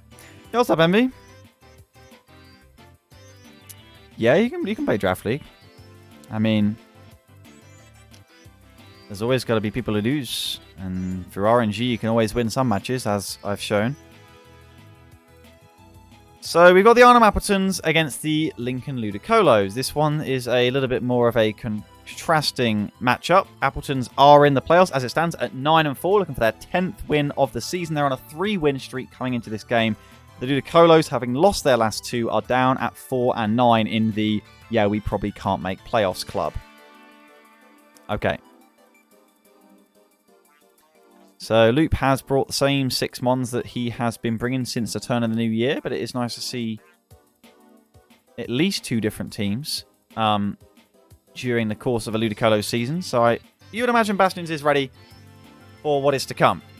There sees the Mega Scizor, Slowbro, Arcanine, Terrakion, Tornadus, and Hydreigon. You know, just 6 mons that look pretty comfortable in OU. So let's see how this one rolls out. So here is the Garchomp opener. Does Bastions fear the Fire Blast coverage? Seemingly not. The rocks are set. U-turn does 43%, not a bulky Garchomp, as Roughtskin procs. Slowbro comes in. Salazzle on the Slowbro on an Ice Beam. Well predicted.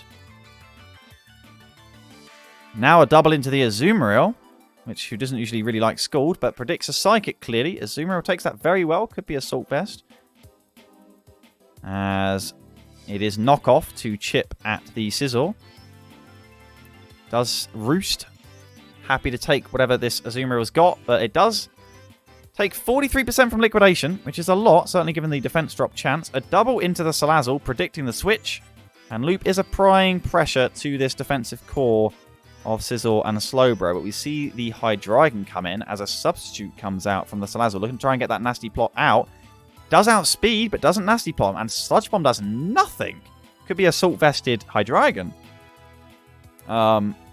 Rotom Mow comes in, but I'm thinking it could be a U-turn predicting the switch. Doesn't predict the switch, but does Dark Pulse. Especially defensive Rotom Mow with the leftovers. Takes that well. Dark Pulse fishing for a flinch on the Mow. Doesn't get it. Volt Switch does literally nothing. Conkeldurr happy to come in, though, you'd imagine. Salazzle comes back in on the Hydreigon that seemingly walls it. Has it got like a berry or something? No, it just switches. Okay. Well, Garchomp's going to come in.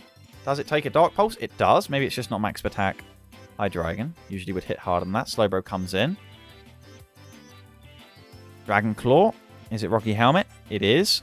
Okay. Loops Mons slowly falling off just from contact with the Arnhem Appletons.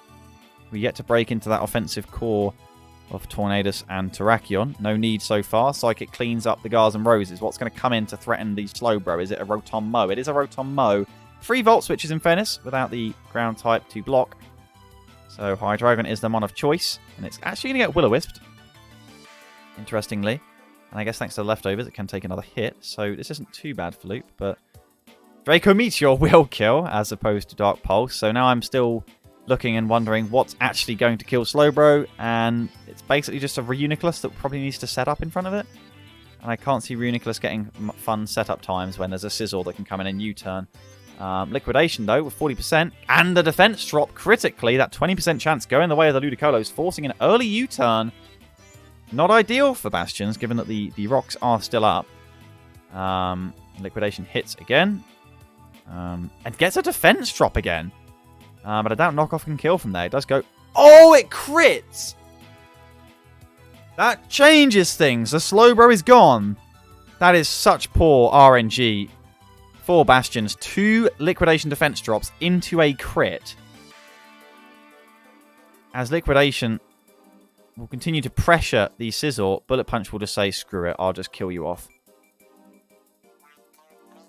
So in comes Salazzle. Still in a very favourable position are the Appletons, but Hydreigon's having to be sacked off at this point. Will get the Z use, at least. Lives at 18%, holy shit. Bulkiest Hydreigon ever. Is it Arcanine time? It is. Looking to try and clean up with a stream speed, but we see a nasty plot from the Salazzle. Okay. Wild Charge gets the kill. So in comes Reuniclus. Looking to try and force a switch, or just gets Flare Blistered in the face.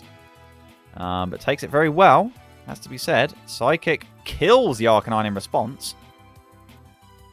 Okay, so here's Scizor. Looking for the kill. Does it outspeed? Of course it does. Down goes Reuniclus. Tornadus comes in. And should pick up the kill with Hurricane if it's got Z. Or Air Slash. Conkeldurr looking like a 3-0. Hurricane misses. There's no Z. Does it have Ice Punch? It does. Okay, Tornadus is down. Does Conkeldurr have Fire Punch? If Conkeldurr has Fire Punch, I honestly think it can win here because Terrakion won't one-shot. Bastions commits to the close combat. Is it Drain Punch? It is. Does it have Fire Punch? Oh my god. Scizzor's usually pretty defensive. This is going to be a stall battle. How many roosts has it got? 13.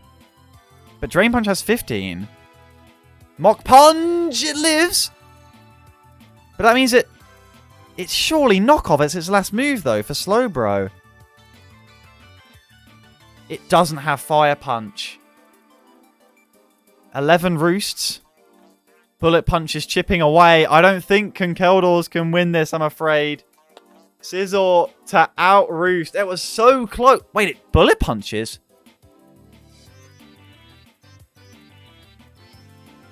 And the Ludicolos win?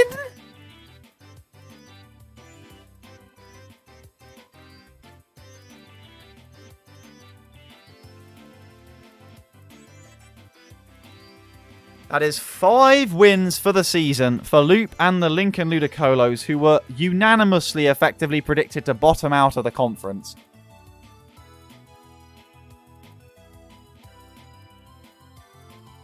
Doesn't Conk always win that?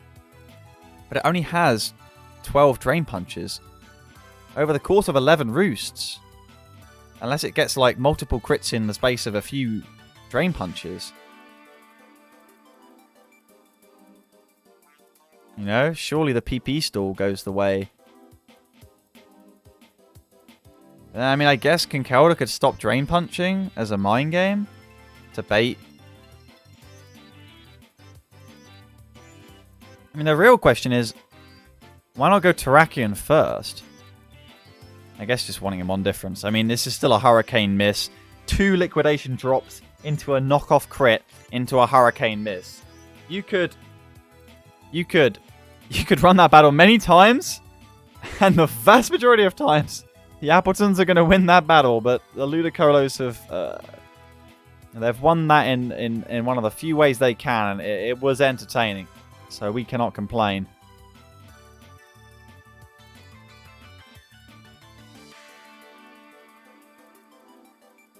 Here we go. It's the very tumultuous season. Next episode, we're approaching the season finale here of our main character, Echinol 2. And the Jersey Jolteons in their very, very wild season. They now come up against the Bolton Boldore, and what a matchup this should prove to be, with the Jersey Jolteons at 8 and 5, and the Bolton Boldore right behind them at 7 and 6. These are the teams governing the playoff margin right now. This is 8th against 9th. This is the Jolteons against the Boldore. We've got the rain, but it's not the rain you expect. The Swampert has come, but no Politoed. Also, thank you very much for the follow, Sudeep. I appreciate that. Celebi here as a buffer for all that rain action. A really nice Celebi game. Of course, only really looking out for the U-turn of Tapu Koko. That's about it. This one easily able to go either way, but the major thing, of course, is that Kyurem does not get freeze dry. So it can still fire off Dracos outside of the Tapu Koko. So I don't know how to feel about this. Let's go for it. Turn 1, Celebi on the opener. Maybe it's looking to set some rocks. It's a Tapu Koko opener, but of course Ash won't be wanting to take the U-turn from that. Or we're actually happy to stay in. Maybe it's like got some berry or weakness policy. Gets the Earth Power response. Nearly one-shots. And U-turn does get the kill on the Celebi. Ash just needs to set some rocks, and that Koko is dead. In comes Sork. And that's a perfect response. Of course, Brave Bird proccing the Sturdy. Sork, does it have the Stone Edge? It does. It hits, and Talonflame is gone. What a trade. Sork very happy about that one. In comes Morwile.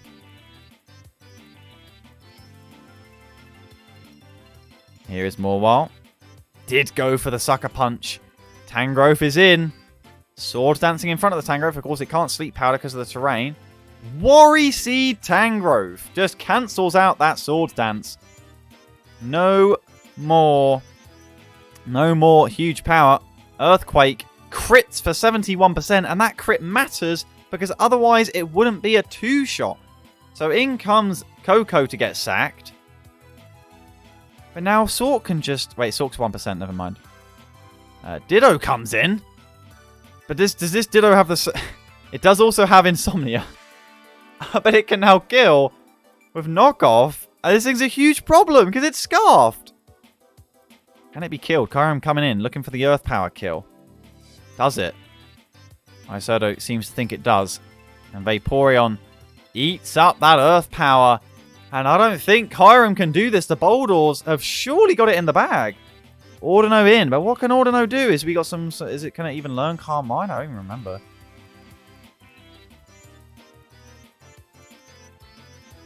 Well, there is the Ditto scouting out the moves. So now Isodo knows exactly what this Ordino can do. It can set the Reflect, but the issue for Ash isn't that he's not living for long enough. It's that he cannot take out. He's setting Trick Rooms. He's setting Reflects for the offensive threats that he doesn't have anymore. Well, here is Muck. Behind the Reflect. How much does Gunk Shot do?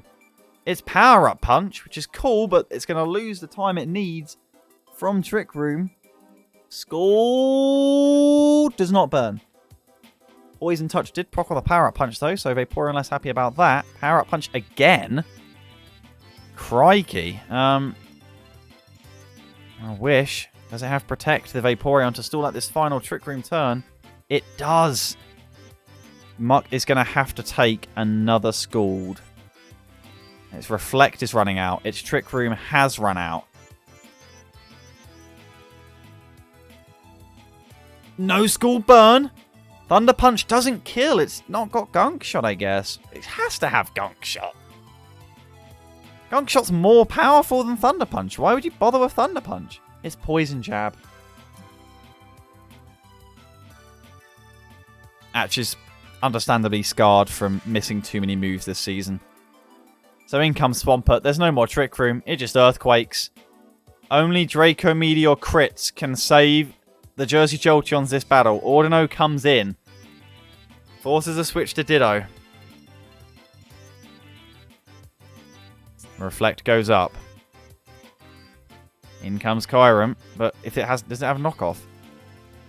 Goes for Light Screen, but now it needs to be a crit more than ever. And he freezes from Ice Beam. Well, in comes Swampert. Of course, really smart for my Isoto to leave in the Ditto there, because it has Regenerator, and it also scouts what the Scarfed Kyurem is clicking. Earthquake there. Reflect goes down. So in comes Kyurem. This is going to hurt.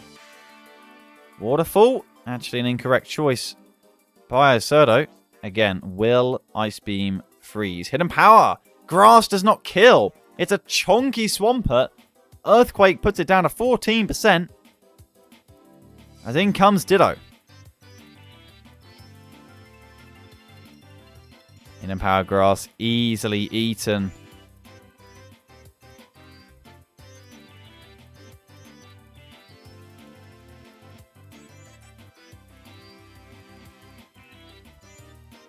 There's the Light Screen.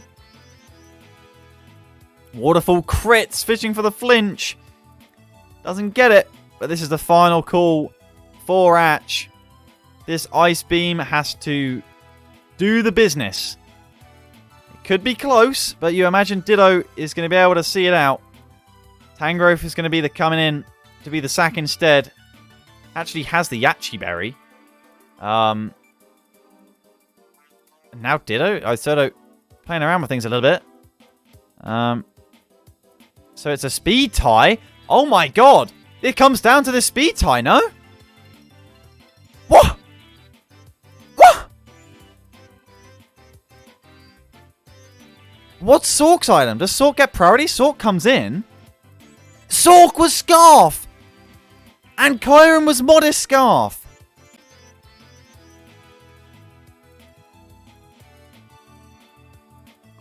Oh my god. I thought Kyurem had it. For a second there, especially with Ditto being sacked off and the Tangrowth. I mean, I guess Isoto knew he was safe with Sork because he'd seen what the Kyurem speed was. He must have known it was Modest from the Ditto. Wow. And the two of them will now join up at the same record. They will both be 8 and 6. Oh, goodness. All right, we got one more battle before our featured battle. Of course, we have plenty of time to look over this one because Maddie is not back yet. So how about we watch this battle for about 20 minutes?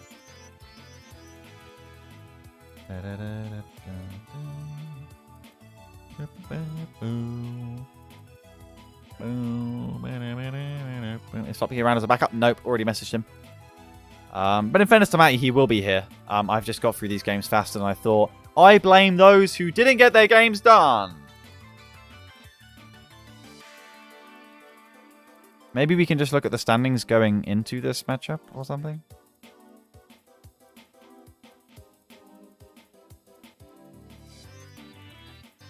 Either way, I will set up a channel point prediction for you all in the meantime.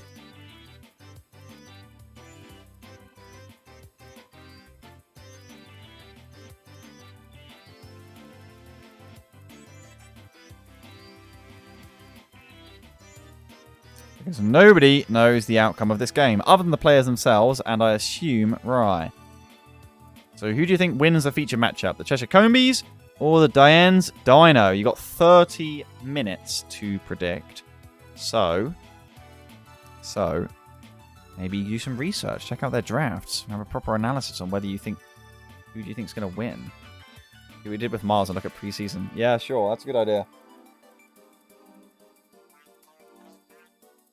Maddie wins, says Loop. He's confident. How many channel points are you willing to risk? Alright, so. Captain Pudding and the Belfast Blazikens is the same 6 brought by Techo and the Samurott that played against the Watford Wailords.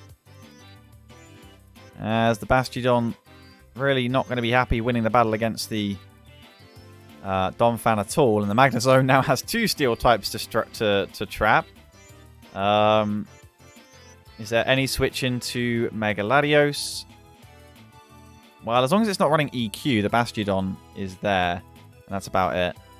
So the question is, how ruthless is Pudding going to be? The Bastiodon is the opener. Is it met with a Donphan immediately? Yes, it is. Rocks exchanged. Substitute Bastiodon? Not what was expected. Well, here is Earthquake. As rocks do go up. Okay. Logos. Yes, logos. Points loser for Joe. What the hell?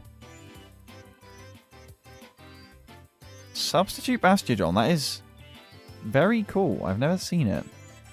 I thought maybe we were going to see some craziness with the Metal Burst, predicting the Earthquake, using the Sturdy. But also Techo does have Umbreon. But from what I gather, I thought Umbreon would come against me. But Techo said that Umbreon's just a bit boring. And you know what? I respect that. But probably shouldn't have drafted it then. I'm trying to find Joe to give him the points loser role as it stands.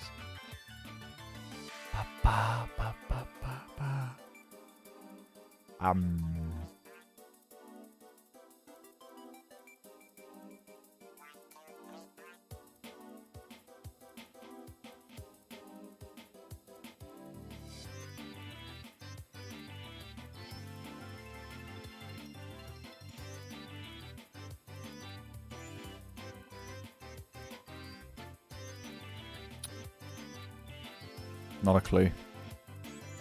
You already gave roll. Oh, thank you, Cheerio. So what's going to happen next? Bastiodon with its Sturdy broken. Switch is forced at Celesteela. Is it predicted by Pudding? It is. He gets the knockoff. Beautiful. Leftovers gone for Celesteela. It has got free Leech Seed with no grass type about. Magnezone is going to come in. We know there's no Shed Shell, so this is a dead Celesteela. I mean, it could outspeed and go for Earthquake. Pudding might want to scout that, and he does switch out into the Latios. As it's actually Protect from the Celesteela. I guess it does not. Mega Latios, I thought it disappeared for a second. If only it could. Does, of course, have the Thunderbolt. Does get Toxic, though. Does get Toxic. And now Magnezone comes in. Pudding realizing that this is Toxic, Leech Seed, Protect, Celesteela, and now it is dead.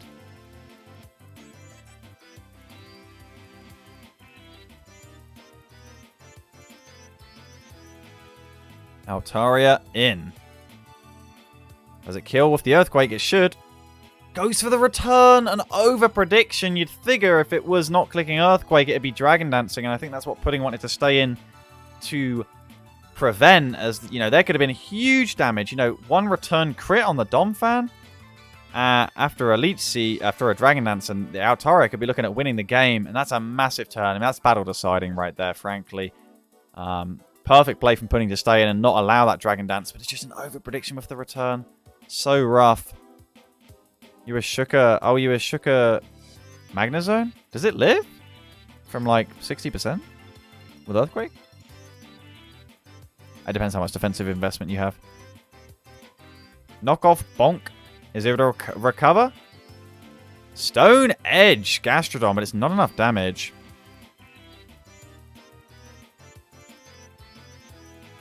Max HP, I see. A champ. Look at that bullet punch cleanup. Pudding not going to allow it. But it's actually Cross Chop hits the pig real hard. As Superpower kills the Machamp. Holy moly, we got some big boys hitting chunks out of each other, but it looks like Superpower is going to be the move that likely ends the game as well. Barring Bastion living, it does not. Umbor with the power.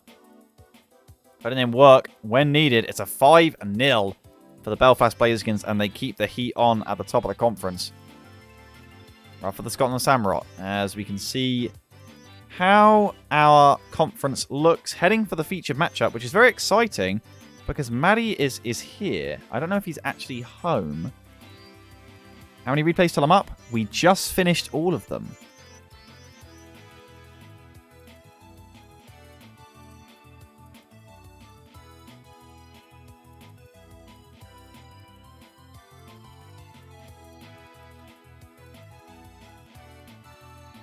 So, kind of up to you.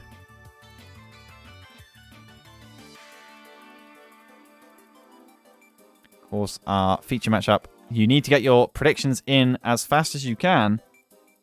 So we'll be setting up for it soon. 2 minutes just got in, need a shit. Fair enough.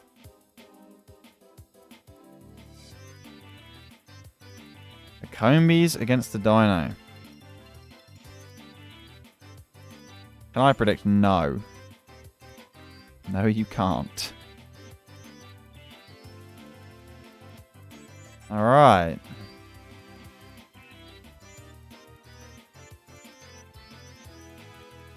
So, the standings looking a little bit like... a little bit unsorted, but they are sorted because we know roughly where the Combees and Deino should end up. Combees, of course, could drop to 9 and 5, but they can't drop any lower than 18 mon difference. So they will remain in the top 4 no matter what happens. Under pressure still from the Arnhem Appletons, and under a lot more pressure had the Appletons not have fallen to the Lincoln Ludicolo. So it's still ruthlessly close. The Berkshire Blossom up and dead level with their green friends, the Appletons. The Entei could easily have been 9 and 5 as well. They're still in the playoffs with a healthy mon difference at 11. They will be trailed by the Bolton Boldore, by the Jersey Jolteons after that, and the Tipperary Torterra is the only team at 7 and 7. Our remaining game, of course, is the Tampa Turtwig against the Leytonstone Licky Licky. So Tampa Turtwig could join the 5-win club that is growing, with the Plymouth Pachirisu and the Lincoln Ludicolos both getting big wins this week as well. As I said, not above Atch, he will, but it just hasn't been sorted yet.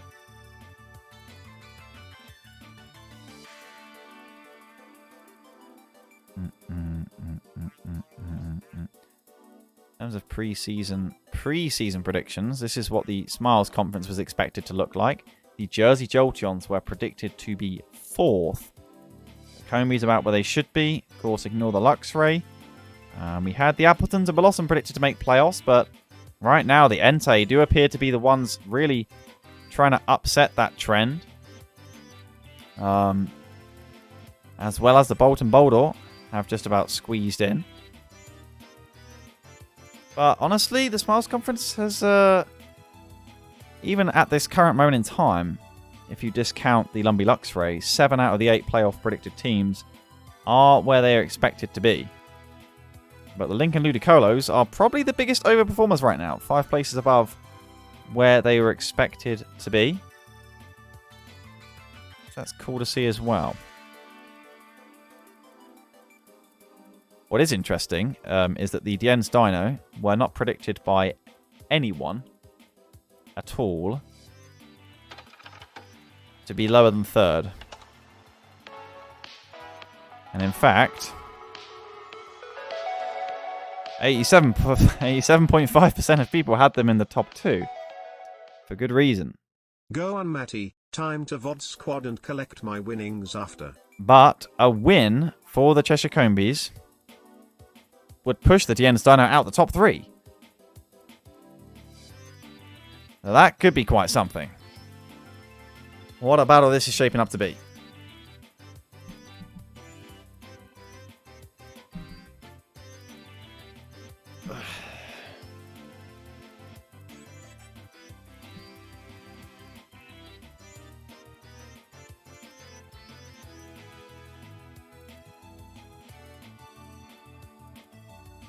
So, assuming that Matty has had plenty of time to do his business, I will look to call him, and we should have one of the fastest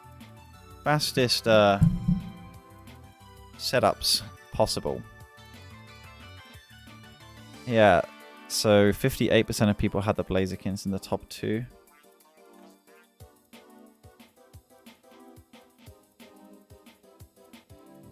The lowest the Jolteons were predicted was 7th, actually. 100% of people had the Jolteons making playoffs. The only other team that was 100% playoffs was the Jolteons Deino. The Flubkey are in the Jolteons are in very elite company there. And ironically, despite over half the people having the Bolton Boldores in playoffs, they were actually predicted 9th. Although I guess 8th, discounting the Luxray. So that's good fun. Let's see the miles averages. We saw them. We're done talking about your shit conference, Fex. You've checked the VOD.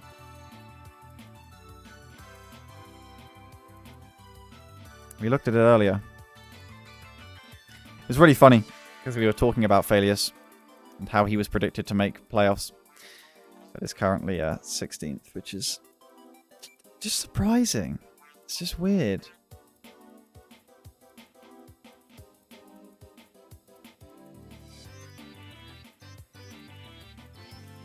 Shit conference, and yet everyone's where they're predicted to be in Smiles. You're backing up a Harry who's one of the top teams in the Miles conference and literally just got 1v6 by one Mon.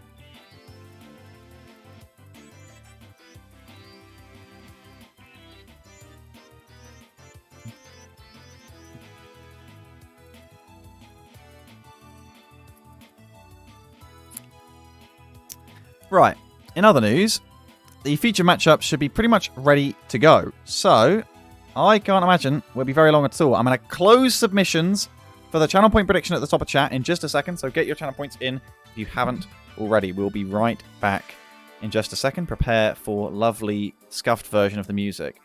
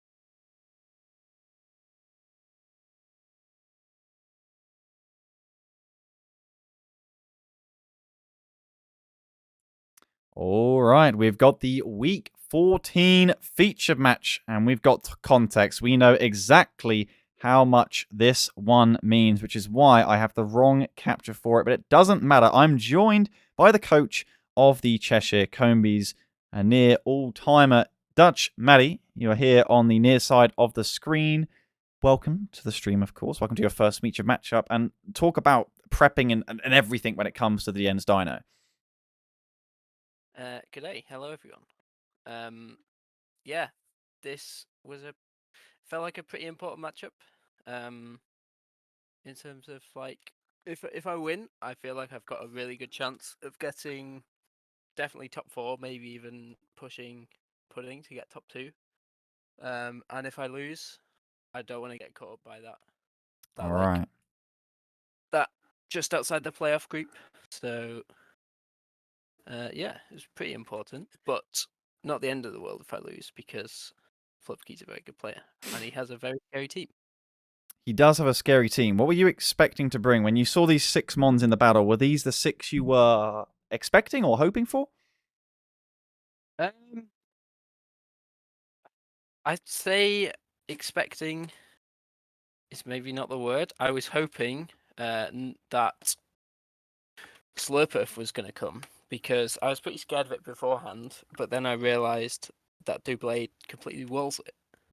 So that's pretty much the entire reason Doublade came. Doublade does not wall Megalopony. No, it does not. It does not. But it does wall Slurpuff. Yeah, so I came in, I didn't see the Slurpuff, and I'm like, great, but then I'm like, why is Doublade here? You know? Yeah. Well, yeah, it can't even dodge high jump kick, so that's just sad. Yeah.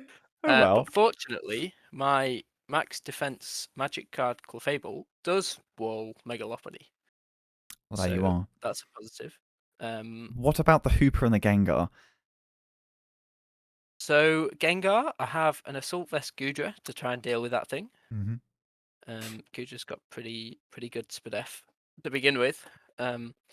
So sticking an Assault Vest on that makes it pretty fat. No Draco resistances is pretty yummy. Yeah, that's another positive for no Slurpuff. And Hooper, I'm kind of terrified of. Yes, I'm not gonna lie. That's where are your switch-ins? Is it banded? Is it life orb? You know, what do you do? Feels like if you just guess the wrong item when it first comes in, you lose a mon, and if it's the wrong mon, you lose the battle. Like, it's just exactly. it's a problem. Yeah, no, I think it's just going to click Hyperspace Fury and shit's going to die. That's what it looks like. Yes. I don't want you to reveal too many strats, because obviously this is such an important mon in terms of how your mindset comes towards it, so you're free to say absolutely nothing. But Zoroark is obviously a very interesting mon in every matchup. Did you have an idea of how you wanted to use it in this particular match? Or is that secret?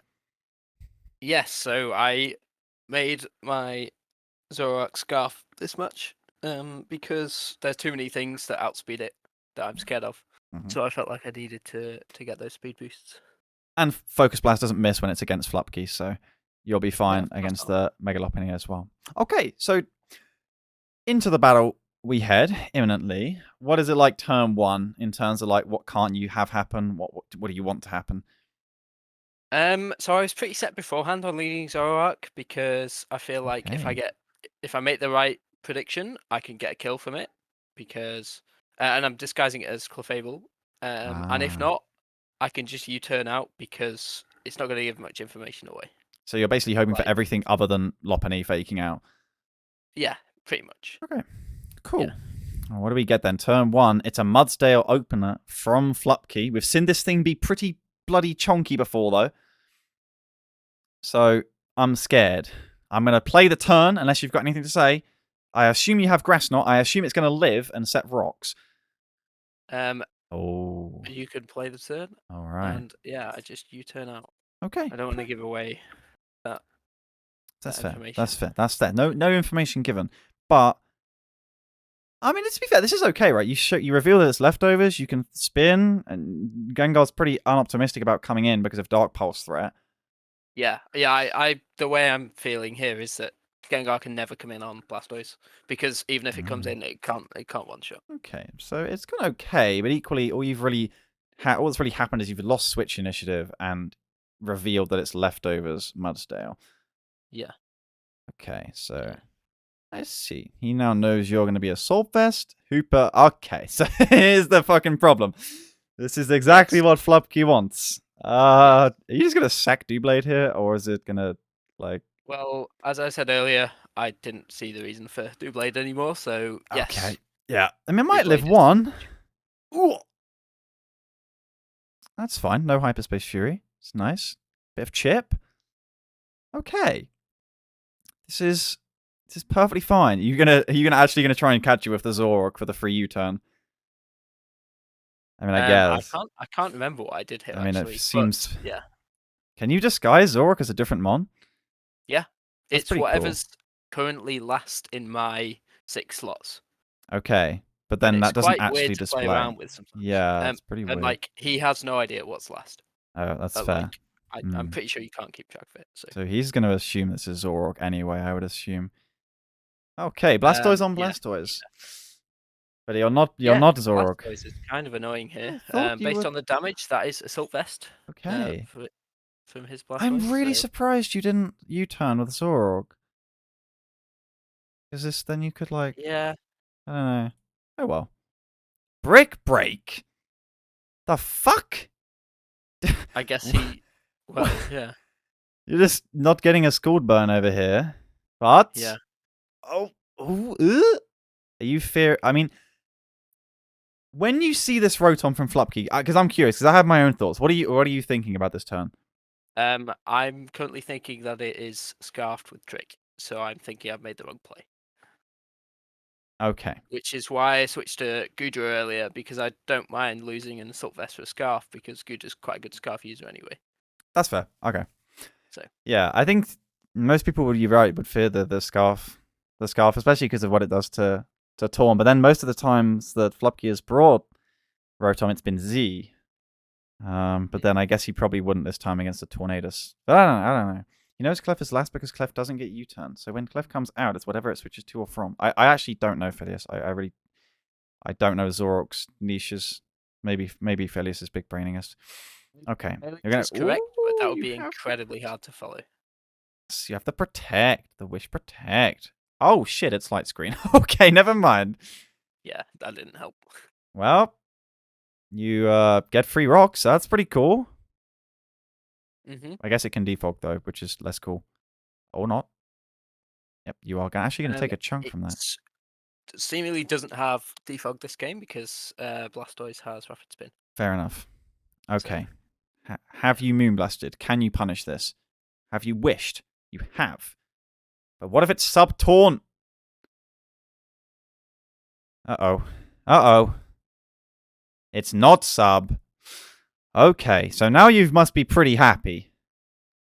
Yeah, it still is a Gengar. It's pretty terrifying. Yes, it's still a Gengar for your Clefable, but like the fact it didn't substitute there is huge. Yeah. Yes. Yeah. Okay, so surely he knows this is coming in. But he doesn't feel like he needs to predict. He does have the Mon advantage, and that does do 1 billion damage. Is that Specs? That is Specs. Yeah. Okay. Which makes me now think, why did I sack Doublade? Yeah. Well, that's true, because Shadow Sneak power, but you also didn't have much of a better play in the moment, and at least you know that Zoroark outspeeds it. Yeah. So you have some big Dark Pulses to fire off, and right now I don't have a bloody clue how this is going to turn out. Like, this is as even as it could feel. Yeah. Yeah, I'm a Mon down, but I don't feel too bad about that. It's just about next time Hooper comes in. This AV fucking... it does so little, but it's so annoying. Yeah, and it has no recovery, so it's slowly going to get Thunderwave. Down. You don't have room. Oh, you could have Thunderwave. What's the last? I assume the last move is Moonblast. Yes, it is. I didn't feel like I could go in without an attacking move. Oh, but you actually take. This is. And that's how I beat Lopunny as well. Oh! Jesus Christ. This Mudsdale still exists and it's still super chunky as well. I'm not sure this is looking too good. Oh, man. Well, at least you can bring in the Blastoise. Yeah. Okay. That's a good thing about my Rocks user. No, his Rocks user being weak to Blastoise. It's like At no this Apple point, turns free every do time. you actually get rid of the rocks, or do you fear him getting a free switch? I don't know. I feel think it's too risky for him to hard switch Gengar here. You see, I think weirdly, I think I'm clicking Scald.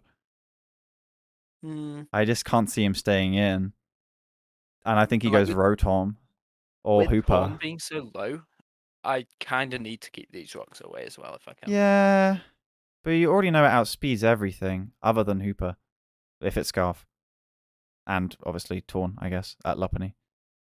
Oh, I just feel like he might go Hooper here, and I'm scared, and I want to punish with Scald. It is Rotom. I guess that's fine. And yeah, Rocks being away is nice. But yeah. you're stuck but here. Now, I still don't know is what he this gonna thing's gonna predict? do. Nope. Crit for 10%! But you really struggle to get the Wish Pass off on this thing. But Clefairy is full HP, so this isn't too bad. Now it does its job and comes in on hard rolls to make it look funny. Probably not many mons can do that, but no, Lopunny is chonk. But then you do give a free switch to Gengar. Or not, apparently. He wants to spin. Is this your chance to get the Wish Pass to Goodra? Or can you not risk Clefairy not being able to switch on return? Yeah, Clefairy always has to be on. I see. On the return switch. I feel like maybe you can... I get that. I think that's the safe play, but I don't know if it's the winning play. I feel like this battle's slipping from you. Like, I think you need to get Goodra wished up, because the Gengar's the real problem. Is still in. I still have time to get another wish off. I guess to kill the Blastoise, you'd have to Draco, and that would suck balls anyway. Yeah. Okay. I just hate the Gengar coming in your scenario. But then, actually, you've passed the wish up. This is fine. What am I saying? How much HP does this have? Oh, the crit! No! That hurts so bad. Yes, that is pain. Ah, do you have to Draco here as well? That sucks if you do. Okay, nice. What's it going to be? Big Boy Hooper? No. Oh, well, this is a conflicting moment. So, yeah, this makes me think it's IC, which it is. It is. It is the Z. He's been bringing it. And that does a lot of damage. Jesus. Still, yeah, it does a lot to Mega Blastoise. And in fairness, your Lopunny, your Blastoise is becoming expendable. It's basically Mudsdale, and I get sacked to find out what Hooper's doing next in line. Yeah. Predicting the Volt Switch. You are dancing. You are tippy-tapping around all these threads right now. It is... Oh, it's so scary. But then again, you have the Clef at full HP. Does he double? Toxic, predicting you bring Unaware. That's cool that he ran Toxic Lopunny, cool, but... thinking that you might bring Unaware to cover the Slurpuff. Huh. That's kind of cool. But equally, he doesn't hard double to the Gengar, so you're happy. Because... Oh, you set rocks? Okay. But now you don't have a Wish Pass for Goodra. Shit. Not good. No. Not good at all. Fuck. The rocks are good, but they're actually... Definitely oh, no. Now Zoroark action, surely? He's predicting the Zoroark action. It has to be. He goes into Mudsdale predicting the Zoroark action. Is it Zoroark action? No, it's Earthquake. Oh, but then does Draco kill? I don't know. I guess you calc this? No, I'm just bottling. No? Does Draco... I mean, if it's Max Bidef, it might live, right? Wait, the Mudsdale? Yeah, Mudsdale. I didn't actually calc it, but I didn't want him to get the momentum of losing Mudsdale here, because then I have to sack something else. I see. I think. Yeah. Because then Hooper can come in. Well, then why don't you go Blastoise? Are you trying to get the wish off, I guess? Yeah, I'm trying to get the wish back up to Goodra. Okay. Yeah. I'm so stressed. Endeavor, it still comes. Yeah, and that throws a bit of a problem. A spanner in the works. At least you're outspeed. But then this is still more damage than you would like. You're down a mon. You're down a mon. This is. And with the Endeavor coming out, I realize I have to just you have to protect kill once more, and then I have to kill it. Yeah. Okay. This is gonna take some very god tier play. Oh, the fucking Mudsdale. This is now Flupkey turning on. Gets the Gengar in again. What's dying?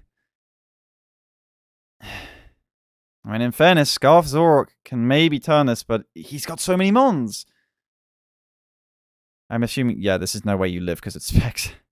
To be fair, the crit... I don't know if you can win this. Maddie, the crit on Gudra meant that you could never take another second. This is so rough. Yeah, I think I had to get a wish instead of a Stealth. I wonder if this is Zoroark. This is a Mudsdale free sack, I guess. Yeah. And you have to be Scarf. Yeah, no, this nah. The Thumper has come. Clefable in. He lives. Is this where you hard double? You hard double back to Zoroark to win the game. This is where it happens. Predicting the switch. Oh, do you? No. But you can go to Gudra on the wish, which is fine. Yeah. Yeah, that was the plan there. Oh god, he's now pulled the double on you. Oh, no. But now you can probably sack Clefable and go for the win from hitting it. I mean, it's not going to work, but you're going to lose like 2-0 instead of 1-0. Ow! Well, at least Draco kills. But... It does. And there's only 3 left now. So you need Dark Pulse flinches to win. Ways. I mean, like, he has to save the... He's probably sacks Rotom here to your Zoroark. Okay. So it's all going to come down to a 50-50 on whether you double or not. Why do you Extra Sensory? I guess because it doesn't matter. And you have the right move for it. How much damage does Extra Sensory do to Mega Lopunny if you're Scarfed? How much does it do? Oh, shit. Oh, shit. It's going to be close. Oh! Not enough. Not enough. Oh. No. It's free for Gengar. Because Gengar always kills Clef. Yeah. Oh. That was so close. I forgot about Extra Sensory being a move that could maybe... Because I thought you might double to Clef, predicting that you'd forced Gengar to switch out and pray that it's Lopunny, but obviously you still wouldn't have been that happy about the Rotom Frost because it could then light screen and then you'd be in a really awkward spot where it gets pain splits off. Yeah. So that's not really favorable either. Wow. That was sketchy as hell at times. I did not know you'd make it this close. After, in the mid-game, it felt so slippy. But then Flupkey played it. Literally 7% on the Lopunny extra from getting the win. But yeah, that's true. That is. And at this point, I was playing to try and stall out the returns, but realized return has more PP than Protect and Wish. So. Yeah. Quick attack, Scrappy. Oh, 13% is gonna do it. What a battle, man. What a battle. Who do you play next week? It's either Bella or Asodo. I have a tough running. Yeah, it's Bella next week, and then Asodo, and then you. The fun one to finish. He says he was scared of the pursuit. Yeah, pursuit would have been useful. Pursuit. I didn't really consider it. Yeah. That's I pretty didn't really cool, consider actually. it, to be honest. But yeah. But it's okay. I mean, honestly, this threat of the Slurpuff has kind of given him at least half a mon's advantage, it felt like, in that battle from the start. Well, with with the Gengar being specs, if I just kept the Doublade alive, it was so hard for him to play with Gengar That is because true. every time he comes in on Clef, You he clicks protect. Sludge Wave first turn, and then Mm-hmm. on the Protect, and like I But then, always but then, what the he heck could else double could and you? stuff. What But could you really have? What else could you have done with the Hooper in front of you? There was no like. I think Blastoise had to be the answer, and hope that I could. I thought you might sack Torn. Honestly, that's the only other mon I could see Yeah, going.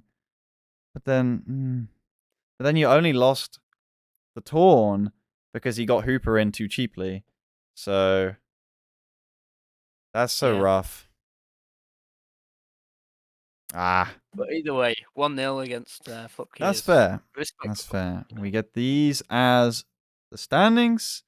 You stay in fourth regardless, and you're just one mon difference behind Flupkey, but then you'd need a lot of favors in order to crack into the top two. Is it now defensive gaming? Especially if you have... so you say your 3 remaining games are Crimson, Isurdo, and me. Yeah. Yeah. So I have to win at least one. Otherwise, I don't think I make top. I don't think I make playoffs. I think 9 wins might be enough with your mon difference, but if you were to lose them all badly, then maybe, yeah. I think 9-8 is going to be the number. Yeah, and I'd be confident of getting at least one, I hope. And yeah, I'm hoping that I'm already in playoffs by the last week. So I don't have to like reveal sets or anything against you. Fair. I mean, you're fine. You have a Gorgeist for my Diggersby, so I'm not very happy about that. It's not really much. That's kind of a nice counter. It's really annoying, actually. So there's that. Yeah, in terms of fixtures for next week, I think we looked at the fixtures for the Miles Conference. We did it pretty conclusively. Yep, you play Bella. The Lickies play the Manchester Magneton. Belfast Blazikens play the Jersey Jolteons. That is quite the battle. Scotland Samurott play the Lincoln Ludicolos. Tampa Turtle against Entei. The Ends Deino play the Tipperary Torterras. The Tipperary Torterras' real last chance at a crack at playoffs, it feels like, in the way they're sliding. The Bolton Boldores will be featured in their battle against the Plymouth Pachirisu, hoping to keep themselves in the playoffs. And the Appletuns against me, I actually didn't realize I played Bastions this week. I thought it was Atch.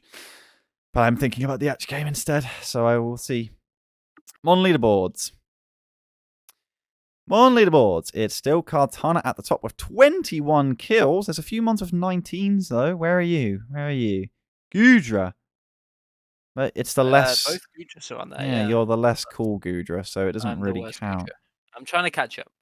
You don't really...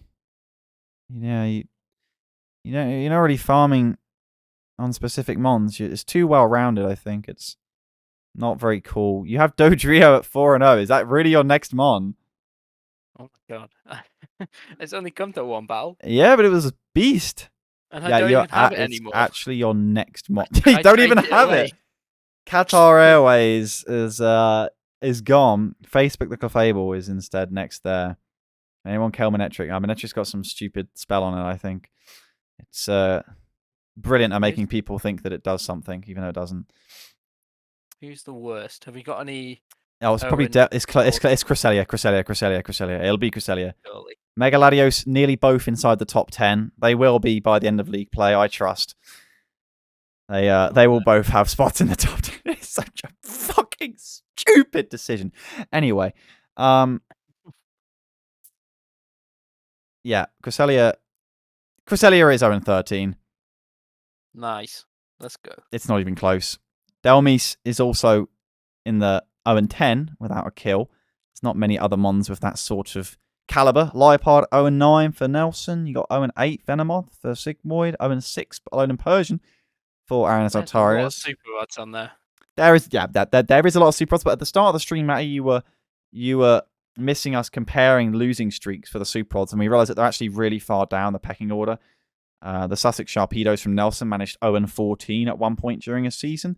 The Mundell Munchlax across seasons, thanks to Action, sported a 16-match losing streak, but nothing beats the Bradford Bulu from season 6, end of 6 to the start of 8, losing 21 games in a row, which ties the Liverpool Lytton's 21 win streak. So 21 is clearly the number. Cresselia is currently worst mon all time for an individual season. Nothing has ever gone 0-13. Well, if there's any mon to do it, yeah, Cresselia being there, I don't really feel bad about. That's fair enough. Until we see some sick Lunar Dance plays, I'm not going to be very sympathetic, I'm afraid.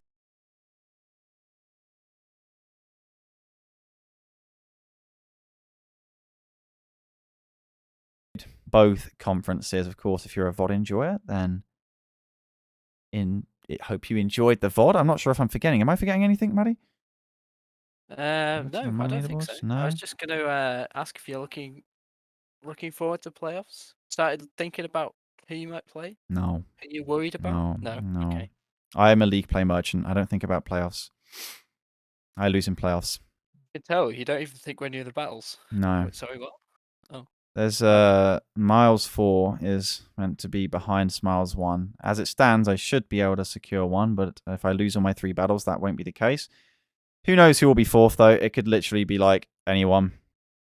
And I don't really have the best matchup against Mega B. Of course, I have Ferrothorn, but it does just steal U-turn. So we'll see. We'll see. What's the difference between Smiles and Miles League? So Miles is like the B tier. It's like if you do well in the B tier, you'll get promoted to Smiles Conference. Nice. Yeah. That's what he said. Yeah, of course, me and Maddie will tell you that is indeed the case.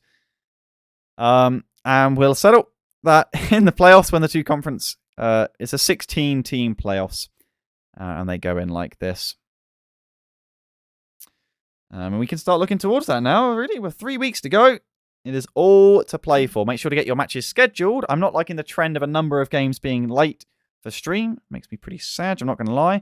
Exclamation point Discord is here, of course, anyone new and lurking. I will be live again today in under 3 hours. In fact, 2 and a bit hours, I will be live again. So just leave this window open. Don't go anywhere, because we've got the Monologue race continuing. And we are heading into the business end of that as well, with a number of teams crossing the halfway point. The channel point prediction was 83% in the Jolteons Dino favour. I feel like that was dangerously at risk. I can't believe how many non-believers there were. You've been disrespected there, Maddie, frankly. That is a lot of people. Non-believers?